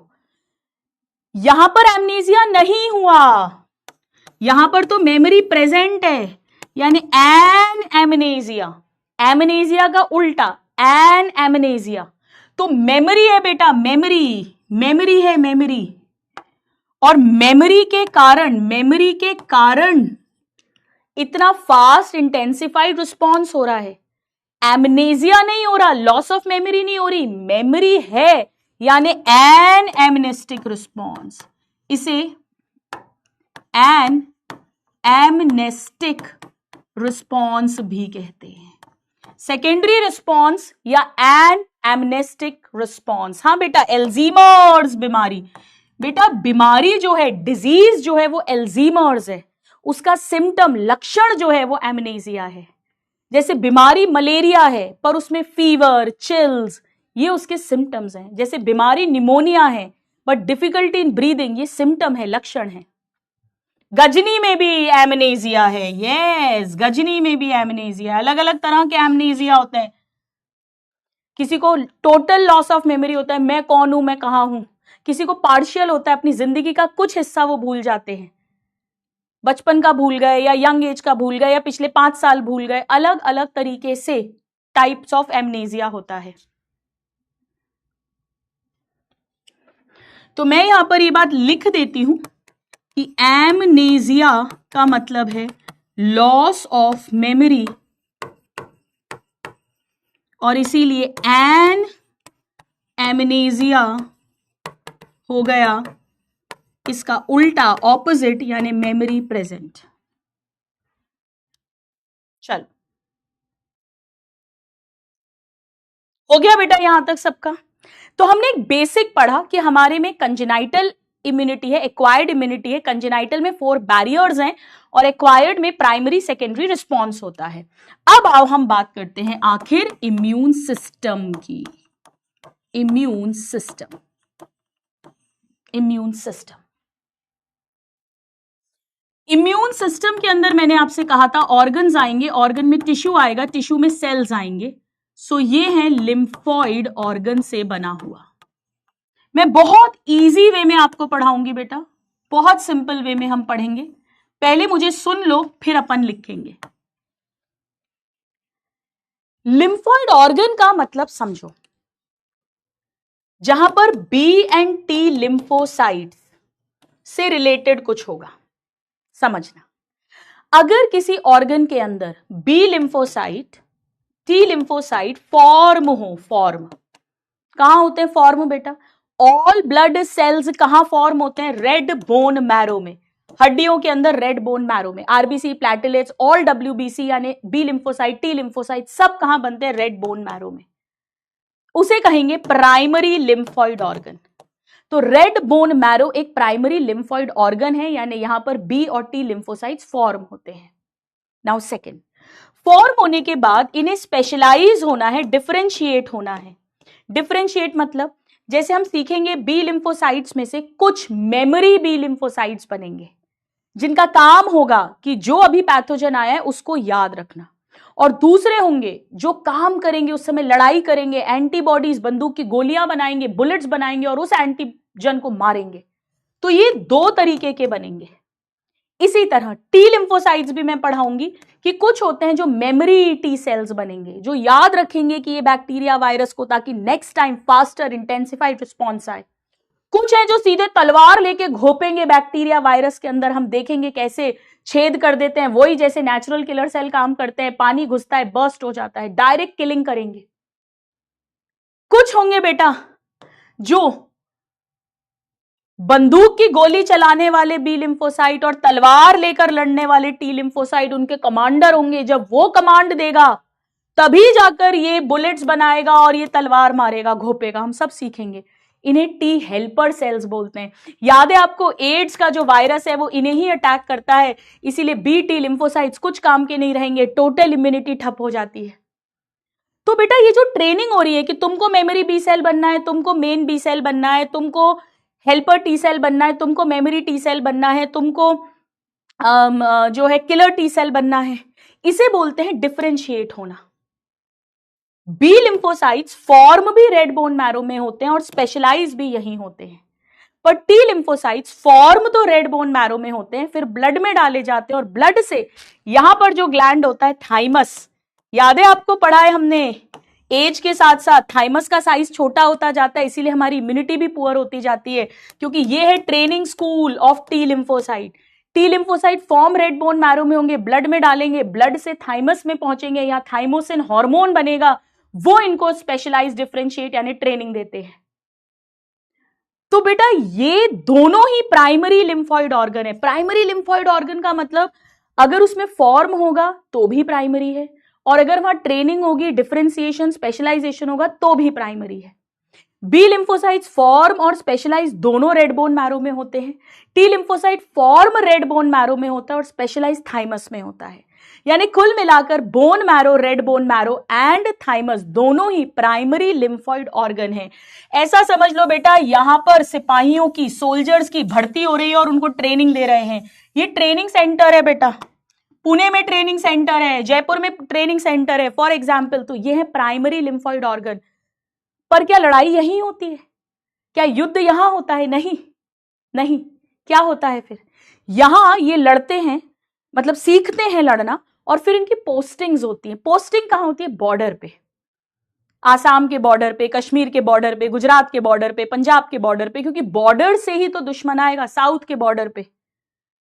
तो दुश्मन कहां आएगा? नाक से आएगा, मुंह से आएगा, कान से आएगा, आंख से आएगा, वेजाइना से आएगा, यूरेथ्रा से आएगा, यहां से दुश्मन आएगा, तो यहां पर भी लिम्फॉइड ऑर्गन्स होंगे। ये B lymphocyte red bone marrow में ट्रेनिंग लेगा, टी लिम्फोसाइट थाइमस में ट्रेनिंग लेगा, फिर ये ब्लड के थ्रू बॉर्डर्स पे जाएंगे और वहां जब पैथोजन आएगा तो उसे मारेंगे। उन्हें सेकेंडरी लिम्फॉइड ऑर्गन्स कहेंगे। लिम्फॉइड ऑर्गन्स मतलब यहां लिम्फोसाइट्स की भरमार है। अगर फॉर्मेशन डिफरेंशिएशन हो रहा है तो प्राइमरी, और अगर वो वहां काम कर रहे हैं, पैथोजन को मार रहे हैं, युद्ध लड़ रहे हैं, तो सेकेंडरी। क्या ये बात समझ में आ गई? तो लिम्फॉइड ऑर्गन्स हो गए primary lymphoid organ and secondary lymphoid organ. Note करो, primary lymphoid organ and secondary lymphoid organ. यहां पे दो एग्जाम्पल्स हैं, red bone marrow and thymus. These two are primary lymphoid organs, bone marrow and thymus. Please note करिए, यहां पर एक तो ओरिजिन होगा जो बोन मैरो में होता है, एंड और डिफरेंशिएशन। बोन मैरो में ओरिजिन एंड डिफरेंशिएशन दोनों होता है, थाइमस में ओनली डिफरेंशिएशन होता है, यानी मैच्यूरेशन होता है, ट्रेनिंग दी जाती है। किसको दी जाती है? लिम्फोसाइट्स को ट्रेनिंग दी जाएगी। उन्हें क्या सिखाया जाएगा कि दुश्मन जो है एंटीजन, उससे कैसे लड़ना है, यानी इन्हें एंटीजन सेंसिटिव सेल्स में कन्वर्ट किया जाएगा। ओरिजिन एंड और maturation of lymphocytes into antigen sensitive sales, कैसे लड़ना है वो सब ट्रेनिंग दी जाएगी। यानी इन ऑर्गन्स में ऐसा एनवायरमेंट मिलेगा, प्रोवाइड माइक्रो एनवायरमेंट, इसे मैक्रो लिख देंगे रॉन्ग हो जाएगा। यहां ऐसा एनवायरमेंट है बेटा जिससे लिम्फोसाइट्स का डेवलपमेंट होगा, फॉर्मेशन एंड मैच्यूरेशन होगा, यानी स्पेशलाइजेशन, ट्रेनिंग बी लिम्फोसाइट्स की, टी लिम्फोसाइट्स की। सो development and maturation of lymphocytes के लिए एनवायरमेंट प्रोवाइड होगा यहां पे। देन दीज लिम्फोसाइट्स जो अब ट्रेंड हो चुके हैं बेटा, moves to secondary lymphoid organs. Then these lymphocytes moves to secondary lymphoid organs.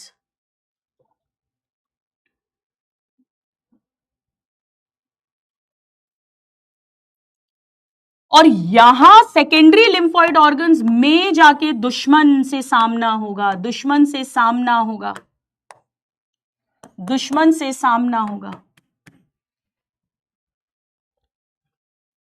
So this is the site of interaction. अब इंटरैक्शन होगा बेटा, आमना सामना, interaction of B and T lymphocytes with antigens, with bacteria, virus, जो भी दुश्मन है जिसके खिलाफ इसको ट्रेनिंग दी गई है।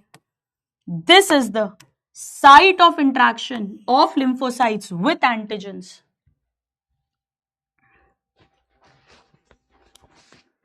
And they proliferate and then they proliferate. यहां पर लिम्फोसाइट्स और मल्टीप्लाई करेंगे, they proliferate to become effector cells. बेटा यहां इफेक्ट शो होगा, इफेक्टर सेल्स, यहां इफेक्ट शो होगा, यहां बंदूकें चलेंगी, यहां तलवारें चलेंगी, यहां पर इफेक्ट शो होगा।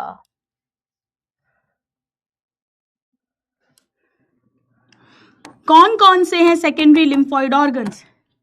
जब भी हम कुछ मुंह से खाना खाएंगे बेटा, तो अब तो पढ़ाते नहीं है, डाइजेस्टिव सिस्टम में बताते थे, हमारी बक्कल कैविटी में डिफरेंट डिफरेंट टॉन्सिल्स होते हैं। ये सेकेंडरी लिम्फॉइड ऑर्गन्स हैं। यहाँ पे बी टी लिम्फोसाइट्स हैं जो ट्रेंड है, अगर कोई बैक्टीरिया, वायरस, पैथोजन पहुंचा तो यहां अटैक होता है, वो उसे मारते हैं।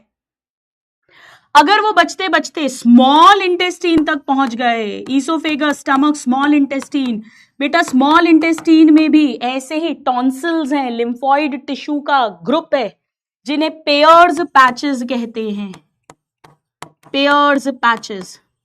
बेटा याद है एस से साल्मोनेला, एस से स्मॉल इंटेस्टीन। जब टाइफाइड का इन्फेक्शन होता है स्मॉल इंटेस्टीन में, बहुत ज्यादा टाइफाइड के बैक्टीरिया हो जाते हैं, तो यही वाले जो पेयर्स पैचेस हैं इनमें बी टी लिम्फोसाइट्स हैं, वो उन्हें मारते हैं और इसीलिए कई बार उनका साइज भी बड़ा हो जाता है पेयर पैचेस का, क्योंकि वो मार रहे हैं। तो ज्यादा से ज्यादा बी टी लिम्फोसाइट्स वहां पर भेजे जाते हैं और टाइफाइड के बैक्टीरिया को किल किया जाता है।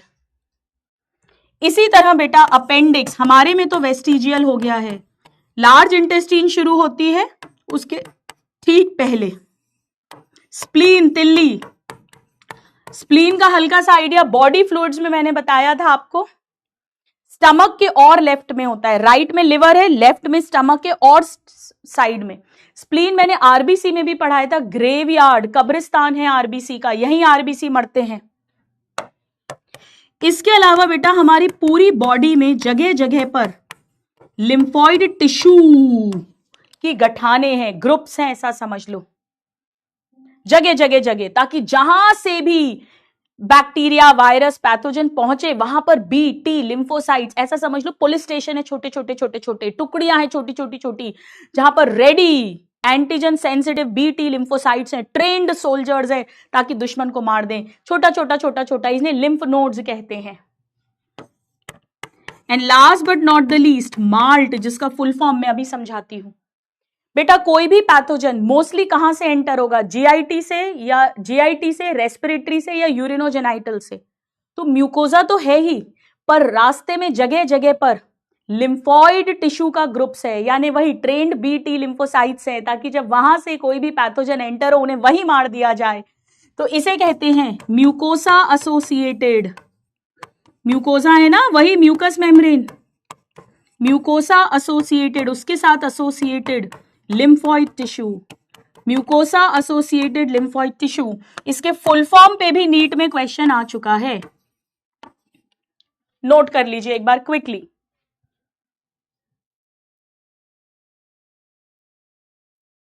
यानी अब अगर कोई आपसे पूछे कि लिम्फॉइड ऑर्गन्स क्या हैं, लिम्फॉइड ऑर्गन्स क्या हैं, तो एक तो प्राइमरी लिम्फॉइड ऑर्गन्स है, वेयर, ओरिजिन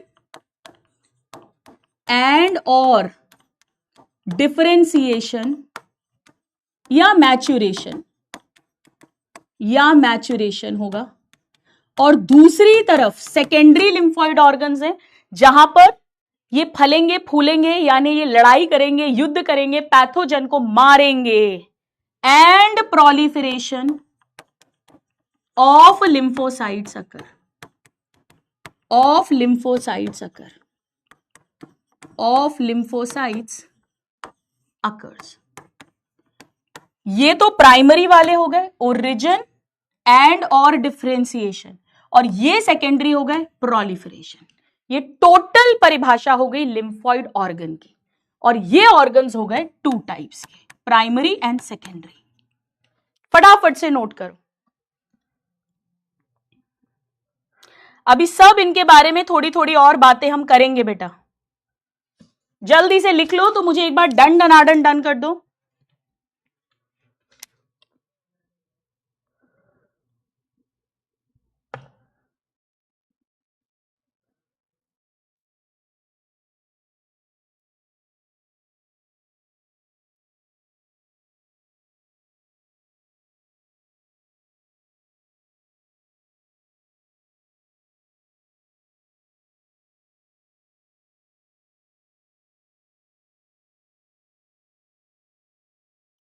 चलिए आइए, अब हम इनके बारे में थोड़ी थोड़ी सी बात कर लेते हैं। सबसे पहले मैं बोन मैरो लिख लेती हूं। आपको मालूम है बोन मैरो भी दो तरह की है, यहां हम रेड बोन मैरो की बात कर रहे हैं। नाउ यहां पे सारे ही ब्लड सेल्स फॉर्म होते हैं, so this is origin of all blood cells, RBC, platelets, all डब्ल्यूबीसीज, यानी इंक्लूडिंग लिम्फोसाइट्स। तो बेटा चाहे बी लिम्फोसाइट्स हो चाहे टी लिम्फोसाइट्स हो, सभी फॉर्म कहां होंगे, रेड बोन मैरो में, इंक्लूडिंग लिम्फोसाइट्स। नाउ ओरिजिन तो सबका होगा, लेकिन मैच्यूरेशन यहां पे केवल बी लिम्फोसाइट्स का होगा, maturation of B lymphocytes. Form भी यही होंगे और मैच्योर भी यही होंगे। बेटा एक बात ध्यान से समझना, एक्चुअली पता है ये बी लिम्फोसाइट को बी वर्ड क्यों दिया गया है? बोन मैरो के कारण नहीं दिया गया है। एक्चुअली बर्ड्स के अंदर ये सेम काम, यानी बी लिम्फोसाइट्स वाले जो सेल्स हैं उनका मैचुरेशन एक ऑर्गन में होता है जिसे बर्सा ऑफ फैब्रिकस कहते हैं, वहां से ये बी वर्ड आया है, बी वर्ड वहां से। पर ठीक है, अपन याद रख सकते हैं बोन मैरो भी बी से शुरू हो रहा है। Now second is thymus. Thymus के बारे में मैं काफी सारी बातें आपको एंडोक्राइन सिस्टम में पढ़ा चुकी हूं, क्योंकि एक एंडोक्राइन ग्लैंड है जिसमें थाइमोसिन हार्मोन बनता है। कोई बताएगा इसका केमिकल नेचर क्या है इस हार्मोन का? याद है बेटा, ये बायलोब्ड स्ट्रक्चर था, बायलोब्ड ऑर्गन था। कितने स्टूडेंट्स को याद आ रहा है? हार्ट के पास है, नियर हार्ट, चेस्ट बोन के नीचे था, बीनीथ ब्रेस्ट बोन या चेस्ट बोन, ब्रेस्ट बोन या चेस्ट बोन यानी स्टर्नम। हाँ जी, peptide, very very very good. Chest bone, breast bone या स्टर्नम। बहुत बढ़िया बेटा, बहुत बढ़िया। तो बायलोब्ड था, हार्ट के पास था, स्टर्नम के नीचे था। Very good, very good. यहां पर टी लिम्फोसाइट्स जो फॉर्म हुए हैं बोन मैरो में, वो ब्लड के थ्रू पहुंचेंगे और डिफरेंशिएट होंगे, ट्रेनिंग होगी, डिफरेंशिएशन ऑफ टी लिम्फोसाइट्स। बेटा ये टी लिम्फोसाइट्स क्यों कहा गया है? क्योंकि थाइमस में मैच्योर होते हैं। ये टी वर्ड इसी से आया है, इससे ही आया है। बर्थ पे ये बहुत बड़ा होता है, लार्ज ऑन बर्थ।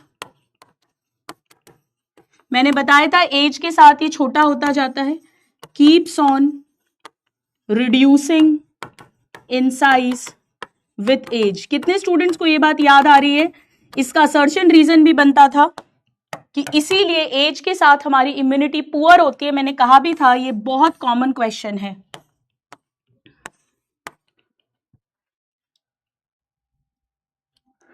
जब तक प्यूबर्टी आती है ये बहुत छोटा हो जाता है। By the time puberty comes, by the time puberty comes, ये सब मैं लिखवा चुकी हूं, बता चुकी हूं। It is reduced to very small size, it is reduced to very small size. जैसे जैसे एज होगी ये छोटा होता जाएगा, प्यूबर्टी तक आते आते बहुत छोटा हो जाता है। इसे हमने training school of T lymphocytes भी कहा था, training school of T lymphocytes. ये सारे पॉइंट्स हम ऑलरेडी लिख चुके हैं, केवल एक रिवीजन है आपके लिए। कितने स्टूडेंट्स को याद आ रहा है जरा बताइए? मैंने इसे एक और नाम दिया था, मैंने इसे इम्यूनिटी का ताज, थ्रोन ऑफ इम्यूनिटी भी कहा था, क्योंकि बेटा यहां पे टी हेल्पर सेल्स को ट्रेनिंग दी जाएगी। जो कमांडर है वही बी लिम्फोसाइट से भी एंटीबॉडीज गोलियां बनवाएंगे, कमांड देंगे, और वही टी किलर सेल से भी तलवार से मार लगवाएंगे, पैथोजेंस की मरवाएंगे। सो सरताज, ताज, थ्रोन या training school of T lymphocytes. हमने ये भी लिखा था कि दिस सिक्रीट्स, आप नीचे भी लिख सकते हो बेटा, थाइमोसिन हार्मोन, और वो हार्मोन है जो ये ट्रेनिंग देगा, उसी के अंडर बेटा ये मैच्यूरेशन या differentiation of T lymphocytes happens. It's a peptide hormone. Yes, ये सब हम जानते हैं। हो जाए तो मुझे एक बार डन कर दो।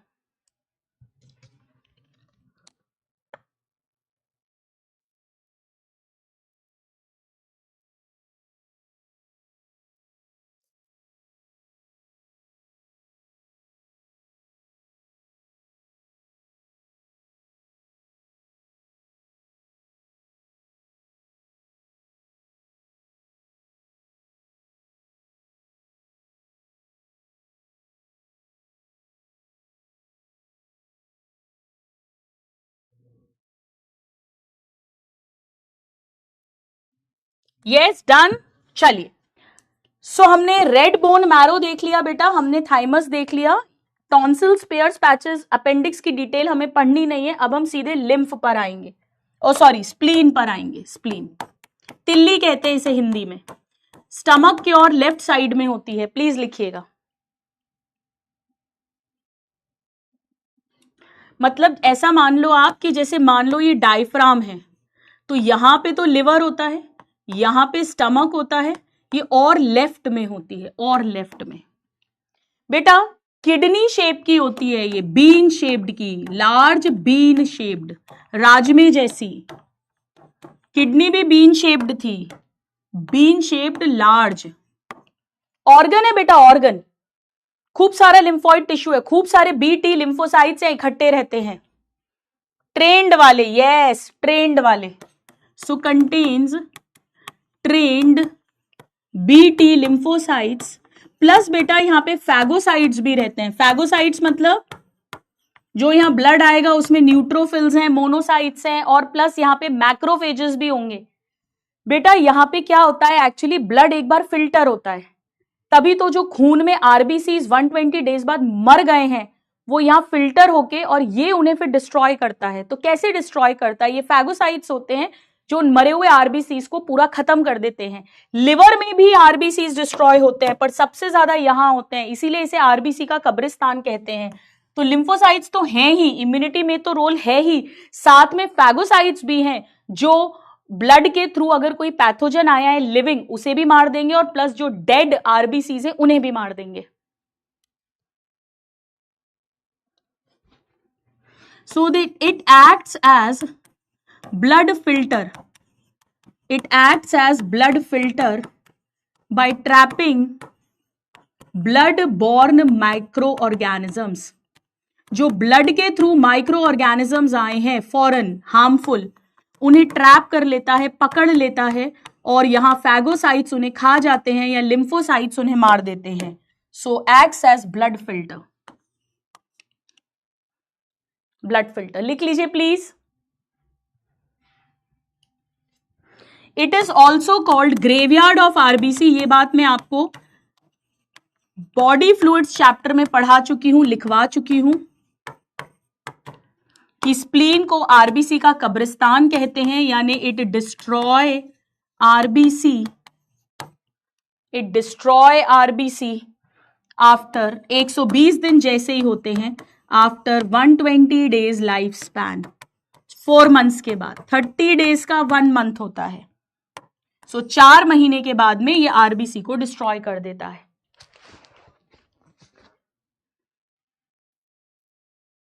बेटा इसको रिजर्वॉयर ऑफ आरबीसी या ब्लड बैंक ऑफ बॉडी भी कहते हैं, या ब्लड बैंक ऑफ बॉडी, इस बात को समझना। यहां पे बेटा बहुत सारे एक्स्ट्रा आरबीसीज और डब्ल्यूपीसीज भी रहते हैं। लिम्फोसाइट्स तो हैं ही, पैगोसाइट्स तो हैं ही दुश्मन को मारने के लिए, साथ में बोन मैरो से एक्स्ट्रा आरबीसी डब्ल्यूबीसीज भी यहां स्टोर हो जाते हैं, ताकि अगर किसी बॉडी के अंदर कहीं पर खून की कमी हो रही है थोड़ी बहुत, या कोई एक्सीडेंट हो गया, थोड़ा बहुत ब्लड लॉस हो गया, तो एकदम से बहुत ज्यादा बॉडी को फर्क नहीं पड़ेगा, या कोई कट लग गया, थोड़ा बहुत ब्लीडिंग हो रही है, क्यों? क्योंकि स्प्लीन एक ब्लड बैंक है, वहां से जो एक्स्ट्रा ब्लड है वो उस ऑर्गन में चला जाता है। सो आरबीसीज को मारते भी है, पैथोजेंस को मारते भी है, और साथ में एक्स्ट्रा ब्लड सेल्स यहां स्टोर्ड भी होते हैं। एरिथ्रोसाइट्स, आरबीसीज मतलब एरिथ्रोसाइट्स, रेड ब्लड सेल्स। और जो ट्रेंड टीबी लिम्फोसाइट्स है वो ब्लड के थ्रू जो बैक्टीरिया वायरस पैथोजन आएगा उसको भी मारेंगे। बी लिम्फोसाइट बंदूक की गोली एंटीबॉडी से, टी लिम्फोसाइट तलवार घोप के, जो हम आगे पढ़ेंगे, जल्दी से नोट कर लीजिए। अब आइए नेक्स्ट हम लिखेंगे माल्ट। माल्ट का फुल फॉर्म में ऑलरेडी लिख चुकी हूं बेटा, ऑलरेडी लिख चुकी हूं। सो this is lymphoid tissue, lymphoid tissue located within lining of। बेटा यही जो हमारे ट्रैक्स हैं उनमें जो एपिथेलियम है, एपिथेलियम पर जो म्यूकस की कोटिंग है, वो म्यूकस की कोटिंग तो जन्म से है ही, वो तो हमने फर्स्ट फिजिकल बैरियर में पढ़ी ही थी, उसी में जगह जगह पर बीटी ट्रेन्ड लिम्फोसाइट्स भी हैं. So this is lymphoid tissue located within lining of major tracts. जहां जहां से दुश्मन घुसता है. कौन कौन से मेजर ट्रैक्ट्स बेटा? वही 3 main, respiratory, gastrointestinal and urinogenital. यहां पर म्यूकस मेम्ब्रेन भी हमने पढ़ी थी. अब एक जबरदस्त बात आपको बताती हूं माल्ट के बारे में, और इस पर क्वेश्चन भी बहुत बार आया है. It constitute 50% of lymphoid tissue in human body. 50% of lymphoid tissue in human body. इस बात को समझिएगा, इन ह्यूमन बॉडी. मान लो बेटा हमारे बॉडी में 100 जगह पर लिम्फॉइड टिश्यू है. स्प्लीन में है, टॉन्सिल्स में है, पेयर्स पैचेस में है, अपेंडिक्स में है, बहुत सारे लिम्फ नोड्स हैं उनमें है, और म्यूकोजा के रास्ते में भी है इन तीनों ट्रैक्ट्स में. तो उसमें से 50% जो है वो म्यूकोजा वाला है, और बचे हुए 50% में से कुछ स्प्लीन में है, कुछ टॉन्सिल्स में है, अलग अलग 4-5 तरह के टॉन्सिल्स हैं, कुछ पेयर्स पैचेस में है, कुछ अपेंडिक्स में है, 1000 जगह पे लिम्फ नोड्स है वहां पर है, पर 50% अकेला इसी जगह पर है.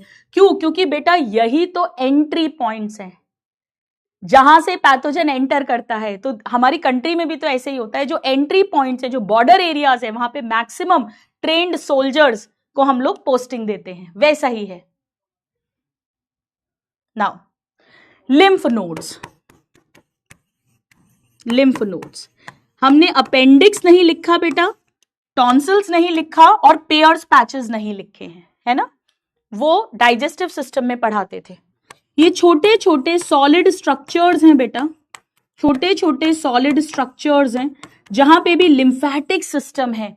याद है वो लिम्फैटिक वेसल्स हैं, मैंने तब भी पढ़ाया था. इंटरस्टिशियल फ्लूइड है, वहां से लिम्फैटिक वेसल्स निकल रही हैं, लिम्फ नेकर. मैंने कहा था जगह जगह पर इनमें लिम्फ नोड्स हैं जहां पर एक्स्ट्रा ट्रेन्ड बीटी लिम्फोसाइट्स हैं, ताकि उस लिम्फ में जो पैथोजन है, कैंसर सेल्स है, उसे रास्ते में बीच में ही मार दिया जाए, वो ब्लड में नहीं आए. ये बात कितने स्टूडेंट्स को याद आ रही है जरा मी लिखकर भेजिएगा. बॉडी फ्लूइड्स चैप्टर में ब्लड के बाद पढ़ाई थी. Located at different parts along lymphatic system. मैंने आपसे कहा भी था कि ये लिम्फ नोड के बारे में और मैं आपको ह्यूमन हेल्थ एंड डिजीज में पढ़ाऊंगी. एक तो ब्लड वस्कुलर सिस्टम है जिसमें ब्लड वेसल्स और हार्ट पढ़ा था, और एक लिम्फैटिक सिस्टम है जिसमें लिम्फैटिक वेसल्स और लिम्फ नोड्स लिखे थे. अगर नहीं याद आ रहा है बेटा तो बहुत बुरी बात है, फिर आपको रिविजन्स की जरूरत है. स्मॉल याद रखना, सॉलिड याद रखना. हॉलो लिख देंगे गलत हो जाएगा. सॉलिड है बेटा, भरा हुआ है टीबी लिम्फोसाइट से, याद करना. छोटे छोटे. लैक्टियल्स जो है वो लिम्फैटिक वेसल्स थी, कैपिलरीज थी लिम्फैटिक वाली, जो इंटेस्टीन के विलय में थी. वो फैट एब्जॉर्प्शन में रोल प्ले करती थी. और ये मैंने आपको ऐसे बनाया था कि ये निकल रही है लिम्फैटिक वेसल, और ऐसे जगह जगह पर इसमें लिम्फ नोड्स हैं, ऐसे कहा था, जहां पर एक्स्ट्रा ट्रेन्ड बीटी लिम्फोसाइट्स है. लिम्फ का काम ही डिफेंस था ना बेटा, याद है ना आपको. लिम्फ होता ही इसीलिए ताकि अगर कोई पैथोजन है, कोई कैंसरस सेल है, खराब सेल है, वो ब्लड में ना जाए, वो लिम्फ में जाए. और मैंने कहा था वहां गुंडे भेजकर इनको मरवा दिया जाएगा. याद आ रहा है? अब क्लियर हो रहा है? चलिए आइए बेटा एक बार अपनी एनसीईआरटी ओपन करिए. Please open your NCERT. Auto immune disease के आगे इम्यून सिस्टम इन बॉडी. अब सिर्फ पेन साइड रख दो और यहां एनसीईआरटी में मार्क करो. लिम्फॉइड ऑर्गन्स होंगे, लिम्फॉइड टिश्यू होंगे, लिम्फॉइड सेल्स यानी लिम्फोसाइट्स होंगे, और सॉल्युबल मॉलिक्यूल्स लाइक एंटीबॉडीज होंगी. ये यूनिक है. क्यों? क्योंकि पहले ये रिकॉग्नाइज करेगा फॉरेन एंटीजन को, उसके खिलाफ रिस्पॉन्स देगा, उसे मारेगा और रिमेंबर करेगा. ऑटो इम्यून डिजीजेस में भी इम्यून सिस्टम इन्वॉल्व है, एलर्जी में भी इन्वॉल्व है और ऑर्गन ट्रांसप्लांटेशन में भी इन्वॉल्व है। सबसे पहले हम बात करते हैं लिम्फॉइड ऑर्गन्स की। यहां पर ओरिजिन एंड और मैचुरेशन होगा यानी प्राइमरी, एंड प्रोलिफरेशन होगा यानी सेकेंडरी। प्राइमरी वाले जो हैं वो बोन मैरो एंड थाइमस है। यहां पर इमैच्योर लिम्फोसाइट्स डिफरेंशिएट करेंगे। बोन मैरो में बी वाले डिफरेंशिएट करेंगे और थाइमस में टी वाले डिफरेंशिएट करेंगे। नाउ रुको बेटा, रुको, इसके आगे की कहानी यहां पर आएगी। Yes, into antigen sensitive lymphocytes. Now mature होके ये माइग्रेट होंगे, मूव करेंगे सेकेंडरी लिम्फॉइड ऑर्गन्स में, जो स्प्लीन है, टॉन्सिल्स है, लिम्फ नोड्स है, अपेंडिक्स है, pairs patches of small intestine. Large मत याद रखना, इसीलिए मैंने आपको टाइफाइड वाला एग्जांपल सिखा दिया, एस से साल्मोनेला, एस से small intestine. Secondary lymphoid organs जो है यहां पर इंटरैक्शन होगा लिम्फोसाइट्स का विद द एंटीजन और यहां वो इफेक्ट शो करेंगे। Bone marrow main primary lymphoid organ है जहां पे all blood sales including lymphocytes produce होंगे। थाइमस एक लोब्ड ऑर्गन है, हार्ट के पास है, ब्रेस्ट बोन यानी स्टर्नम के नीचे है, quite large at the time of birth, reduce in size with age, by the time puberty comes very small size. दोनों ही एनवायरमेंट दे रहे हैं, micro environment for development and maturation of T lymphocyte. Formation केवल B में होता है, वहीं बी बोन मैरो में होता है, वहीं बी का मैचुरेशन होता है, टी में ओनली मैचुरेशन होगा टी लिम्फोसाइट का। स्प्लीन एक बड़ा लार्ज बीन शेप्ड का ऑर्गन है और इसमें लिम्फोसाइट्स और फैगोसाइट्स दोनों हैं। ब्लड का फिल्टर है, ट्रैप करेगा ब्लड बॉर्न माइक्रो ऑर्गेनिजम्स को। लार्ज रिजर्वॉयर है एरिथ्रोसाइट्स का। Lymph nodes small solid structures हैं जो लिम्फेटिक सिस्टम में है। लिम्फ नोड्स भी ट्रैप करेंगे माइक्रो ऑर्गेनिजम्स वगैरह को जो भी लिम्फ के अंदर आए हैं टिश्यू फ्लूइड से। टिश्यू फ्लूइड ही लिम्फ में आया था। ये जो एंटीजेंस ट्रैप हो गए हैं लिम्फ नोड्स में, अब ये लिम्फोसाइट्स जो ट्रेन्ड है एक्टिव होंगे और फिर इम्यून रिस्पॉन्स आएगा। इसके अलावा लाइनिंग ऑफ मेजर ट्रैक्ट्स जो हैं वहां पर भी लिम्फॉइड टिश्यू है जिसे माल्ट कहते हैं, म्यूकोजा एसोसिएटेड लिम्फॉइड टिश्यू, और ये टोटल लिम्फॉइड टिश्यू का 50% फॉर्म करता है। क्या ये मार्क कर लिया सबने? मुझे जरा यस कर दो। यहां लिख लो बेटा, रिजर्वॉयर ऑफ, लिखो, स्प्लीन निकालो एक बार। अच्छा लिखा है रिजर्वॉयर, लिखा है। मार्क करा सबने? मुझे एक बार डन कर दो बेटा, अगर मार्क कर दिया तो एक बार डन कर दो।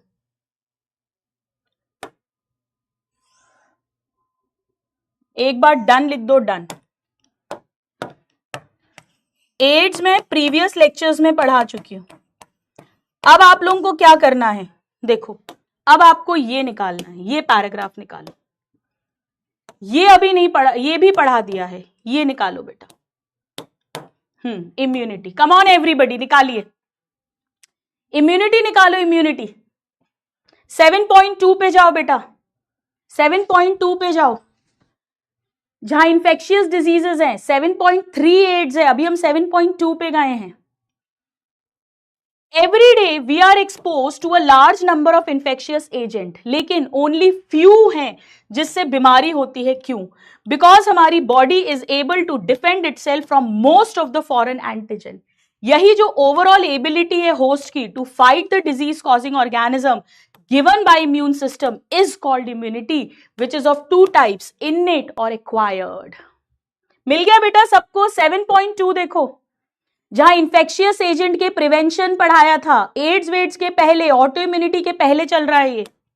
चल now, innate immunity non specific होगी, जनरल है, present at the time of birth है। यहां पर डिफरेंट टाइप के बैरियर्स होंगे, मेनली 4 बैरियर्स हैं, physical, physiological, cellular and cytokine. Physical के अंदर स्किन है और म्यूकस कोटिंग है। म्यूकस कोटिंग कहां की है? रेस्पिरेटरी, जीआईटी और यूरिनोजेनाइटल की। स्किन मेन बैरियर है, एंट्री को रोकेगा, जबकि ये ट्रैप करेंगे माइक्रोब्स को अपने म्यूकस के अंदर। यहां पर acid in the stomach, vagina, urine, saliva in the mouth जिसमें लाइजोजाइम एंजाइम्स हैं, and tears from eyes, they all prevent microbe की ग्रोथ। कुछ सेल्स WBCs जैसे neutrophils, polymorphonuclear leukocytes and monocytes, natural killer cells, ये सब blood में है, blood में, एंड मैक्रोफेजेस टिश्यू में है। इनमें से बेटा ध्यान रखना, नेचुरल किलर सेल फैगोसिटाइज नहीं करते, बाकी 3 फैगोसाइटोसिस करके डिस्ट्रॉय कर देंगे माइक्रोब्स को। साइटोकाइन बैरियर का एग्जांपल दिया है, एक वायरस इन्फेक्टेड सेल है, वो प्रोटीन बनाएगा, एंटीवायरल प्रोटीन इंटरफेरॉन, और ये प्रोटेक्ट करेगा नॉन इन्फेक्टेड सेल को फ्रॉम फर्दर वायरल इन्फेक्शन। कितने स्टूडेंट्स ने यहां तक मार्क कर लिया है, जरा यस लिखिएगा। नाउ एक्वायर्ड इम्यूनिटी, ये स्पेसिफिक टू पैथोजन है, यहां पर मेमोरी प्रेजेंट है। जब पैथोजन फर्स्ट टाइम एंटर करेगा, जो रिस्पॉन्स है वो प्राइमरी रिस्पॉन्स है, लो इंटेंसिटी का होगा, स्लो होगा, और बीमारी होगी, सिम्टम्स आएंगे, वी विल गेट हर्ट। लेकिन जब उसके बाद एनकाउंटर्स होंगे विद द सेम पैथोजन, तो fast and highly intensified response होगा, जिसे सेकेंडरी या एन एमनेस्टिक रिस्पॉन्स कहते हैं। और ऐसा क्यों है? क्योंकि हमारे बॉडी की पास मेमोरी होती है ऑफ द फर्स्ट एनकाउंटर। मजे आ रहे? नाउ इसकी कोई जरूरत नहीं है, अभी मैं हटा देती हूं, 1 मिनट।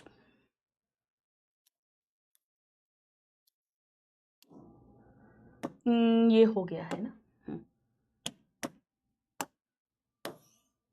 चलो आओ बेटा, अब हम क्वेश्चंस कर लेते हैं थोड़े से। पूरा क्लियर हो गया बेटा? ये ऑटो इम्यूनिटी है 7.2.6, पहले 7.2 इम्यूनिटी है, 7.2 देख लो बेटा, गड़बड़ मत करना, 7.2 इम्यूनिटी है, उसमें 7.2.1 इन्नेट है, 7.2.2 एक्वायर्ड है, और 7.2.5 ऑटो इम्यूनिटी एलर्जी थी, 7.2.6 ऑटो इम्यूनिटी है, इन सब में इम्यून सिस्टम का रोल है, और 7.2.7 इन्होंने बाद में पढ़ाया है इम्यून सिस्टम के अंदर लिम्फॉइड ऑर्गन्स को। इस डायग्राम को देखिए बेटा, ये थाइमस है, ये लिम्फ नोड्स हैं, और ये लिम्फेटिक वेसल्स हैं, ध्यान से देखो, ये थाइमस है हार्ट के लेवल पर बीनीथ द ब्रेस्ट बोन, और ये पूरी लिम्फेटिक वेसल्स हैं बेटा, और ये जगह जगह पर जहां पर भी ट्रेन्ड बी टी लिम्फोसाइट्स हैं, ये रहे, they are called lymph nodes. चलो आओ क्वेश्चंस करते हैं, एक बार मैं देख लूं कुछ मिस तो नहीं हुआ है, इंपॉर्टेंट नहीं हुआ, चलिए करिए ट्राई। यस नहीं बेटा, कल क्लास की कोई जरूरत नहीं, अपना बहुत वैलेंटाइन चल रहा है, इसको रिवाइज कर लेना ना, रिविजन्स कर लेना, ठीक है। इन्नेट इम्यूनिटी बेटा जन्म से है, जन्म से है बेटा, तो स्पेसिफिक नहीं होगी, जो एक्वायर करेंगे वो स्पेसिफिक होगी, पर्टिकुलर एंटीजन के अगेंस्ट एक्वायर करेंगे। 80% ने करेक्ट आंसरिंग की है। चलिए नेक्स्ट क्वेश्चन। स्किन और म्यूकस किस में आते हैं बेटा? स्किन और म्यूकस मेम्ब्रेन पहले बैरियर है, फिजिकल बैरियर, शारीरिक, बॉडी के अंदर शारीरिक एक ऑर्गन है, स्ट्रक्चर है ये। फिजियोलॉजिकल में सलाइवा, टीयर्स, स्टमक की एसिडिटी वो आएंगे। सेल्यूलर में neutrophils, monocyte, macrophages, natural killer sales वो आएंगे, और साइटोकाइन में इंटरफेरॉन्स आएंगे। 80% ने करेक्ट आंसरिंग की है। चलिए नेक्स्ट क्वेश्चन।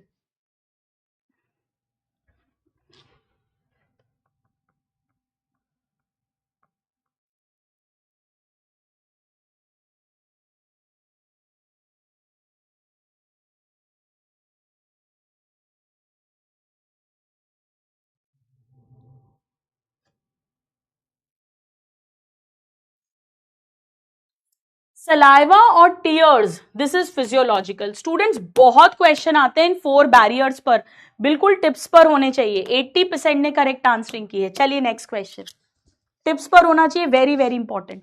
नेक्स्ट क्लास में हम सीखेंगे कि ये बंदूक की गोली और तलवार घोप के मारना, इसका क्या मतलब है, कमांडर कैसे काम करता है, एक्वायर्ड इम्यूनिटी को और आगे बढ़ाएंगे। इन्नेट इम्यूनिटी तो कंप्लीट हो गई है। वायरस इन्फेक्टेड सेल एक एंटीवायरल प्रोटीन निकालता है जिसका नाम है इंटरफेरॉन।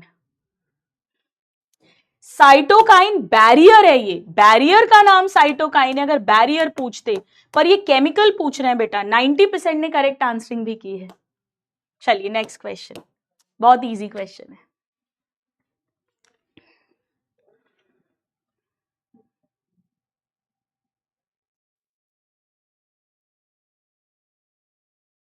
हाँ स्टूडेंट्स, मेरे बॉटनी के वन शॉट जो है कुछ टेक्निकल कुछ कॉन्ट्रैक्चुअल प्रॉब्लम्स थी, उसके कारण से जो E2s इंडिया पर 2 साल पुराने थे उनको इस साल के शुरू में ही डिलीट करना पड़ा था, आई थिंक प्राइवेट करना पड़ा था जो टीम है उसको। तो अभी बॉटनी के वन शॉट्स नहीं हैं। वो एक स्टूडेंट काफी देर से मैसेज कर रहे हैं इसलिए मैं बता रही हूँ। माल्ट जो है बेटा 50% कॉन्स्टिट्यूट करेगा, 50%। 90% ने एकदम करेक्ट आंसरिंग की है। चलिए next question.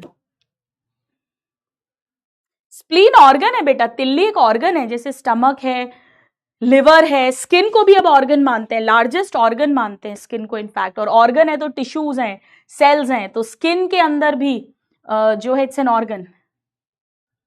Which of the following is a primary lymphoid organ? Thymus होता है बेटा और बोन मैरो होती है, तो यहां पर आंसर थाइमस हो जाएगा।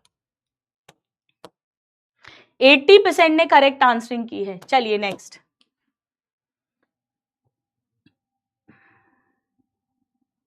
Yes very good. Umme, Suresh, Prabhakar, Sanjay, Ridhima, Nikhil, Divyanshi. Secondary lymphoid organ कौन सा है बेटा? ये तो मैंने आपको पढ़ा ही नहीं है। एक्चुअली डाइजेस्टिव सिस्टम में हम पढ़ते थे ये इंटेस्टीन, ये डिओडेनम के ग्लैंड्स होते हैं, ये डिओडेनम, जेजुनम, इलियम, पूरे स्मॉल इंटेस्टीन में डाइजेस्टिव ग्लैंड्स हैं जहां से एंजाइम्स बनते हैं। और ये लिवर का कैप्सूल होता है, ग्लिसन्स कैप्सूल। ये सब हम लोग पढ़ाते थे जब आपको डाइजेस्टिव सिस्टम था, पर अब वो डिलीटेड है। 90% पता नहीं क्यों डिलीट करा है। मैं हमेशा आपको बोलती हूँ digestive system is the basic. अपन घर में भी तो सुनते हैं पेट सही तो 1000 बीमारियों से छुटकारा। पेट खराब, डाइजेशन ही नहीं है, एब्जॉर्प्शन ही नहीं है बेटा, तो मटेरियल्स पहुंचेंगे ही नहीं सेल्स तक, कई बीमारियां होती हैं। आई रियली डोंट नो कि why they have deleted the most important chapter of digestive system. खैर अब तो MBBS फर्स्ट प्रॉफ में ही पढ़ोगे। Keeps degenerating from birth to puberty, it's a direct question, thymus, और इसीलिए इम्यूनिटी भी हमारी विथ एज पुअर होती है। 84% ने करेक्ट आंसरिंग की है। एक बार होमवर्क लिख देती हूं बेटा आपका, अगर मॉड्यूल है तो आज के टॉपिक्स आप पहले अपने नोट्स करके देख सकते हैं, और वरना अच्छे से आज का लेक्चर करना है। NCERT पढ़ना बेटा, वर्ड बाय वर्ड खुद से पढ़ना। एक बार तो मैं क्लास में पढ़ाती हूं, बट खुद से पढ़ना इज वेरी इंपॉर्टेंट। ठीक है, 2 मिनट का टाइम लेके ऐप पे जरूर जरूर जरूर बताना क्लास कैसी लगी। आ जाओ एक बार अपन आपका लीडर बोर्ड देख लेते हैं, बिल्कुल देख लेते हैं। सो ओ वेरी गुड, सूर्या, निमिष, रवि, मोहम्मद, अदृश, श्रेयस, मोयूक, कीर्तने, रोनाल्डो, संतोष, और इनफैक्ट इवन चैट्स में भी मैं देख रही थी ज्यादातर स्टूडेंट्स के ऑल करेक्ट ही आ रहे थे, तो बहुत बहुत बहुत बढ़िया। कल का दिन बिल्कुल वेस्ट मत करना। मेरी क्लास जो आपको एक फ्री मिल रही है because it is officially holiday, तो उसमें रिवीजन करना बेटा, प्लान कर लेना क्या पढ़ोगे, और फिजिक्स केमिस्ट्री की क्लास जरूर ज्वाइन करना। सर दोनों सर ले रहे हैं तो वो अपने को पढ़नी है, और बस रेगुलर पढ़ते चलना है और प्लान्ड वे में पढ़ते चलना है। ठीक है, bye everybody, take care, lots of love, thank you so much.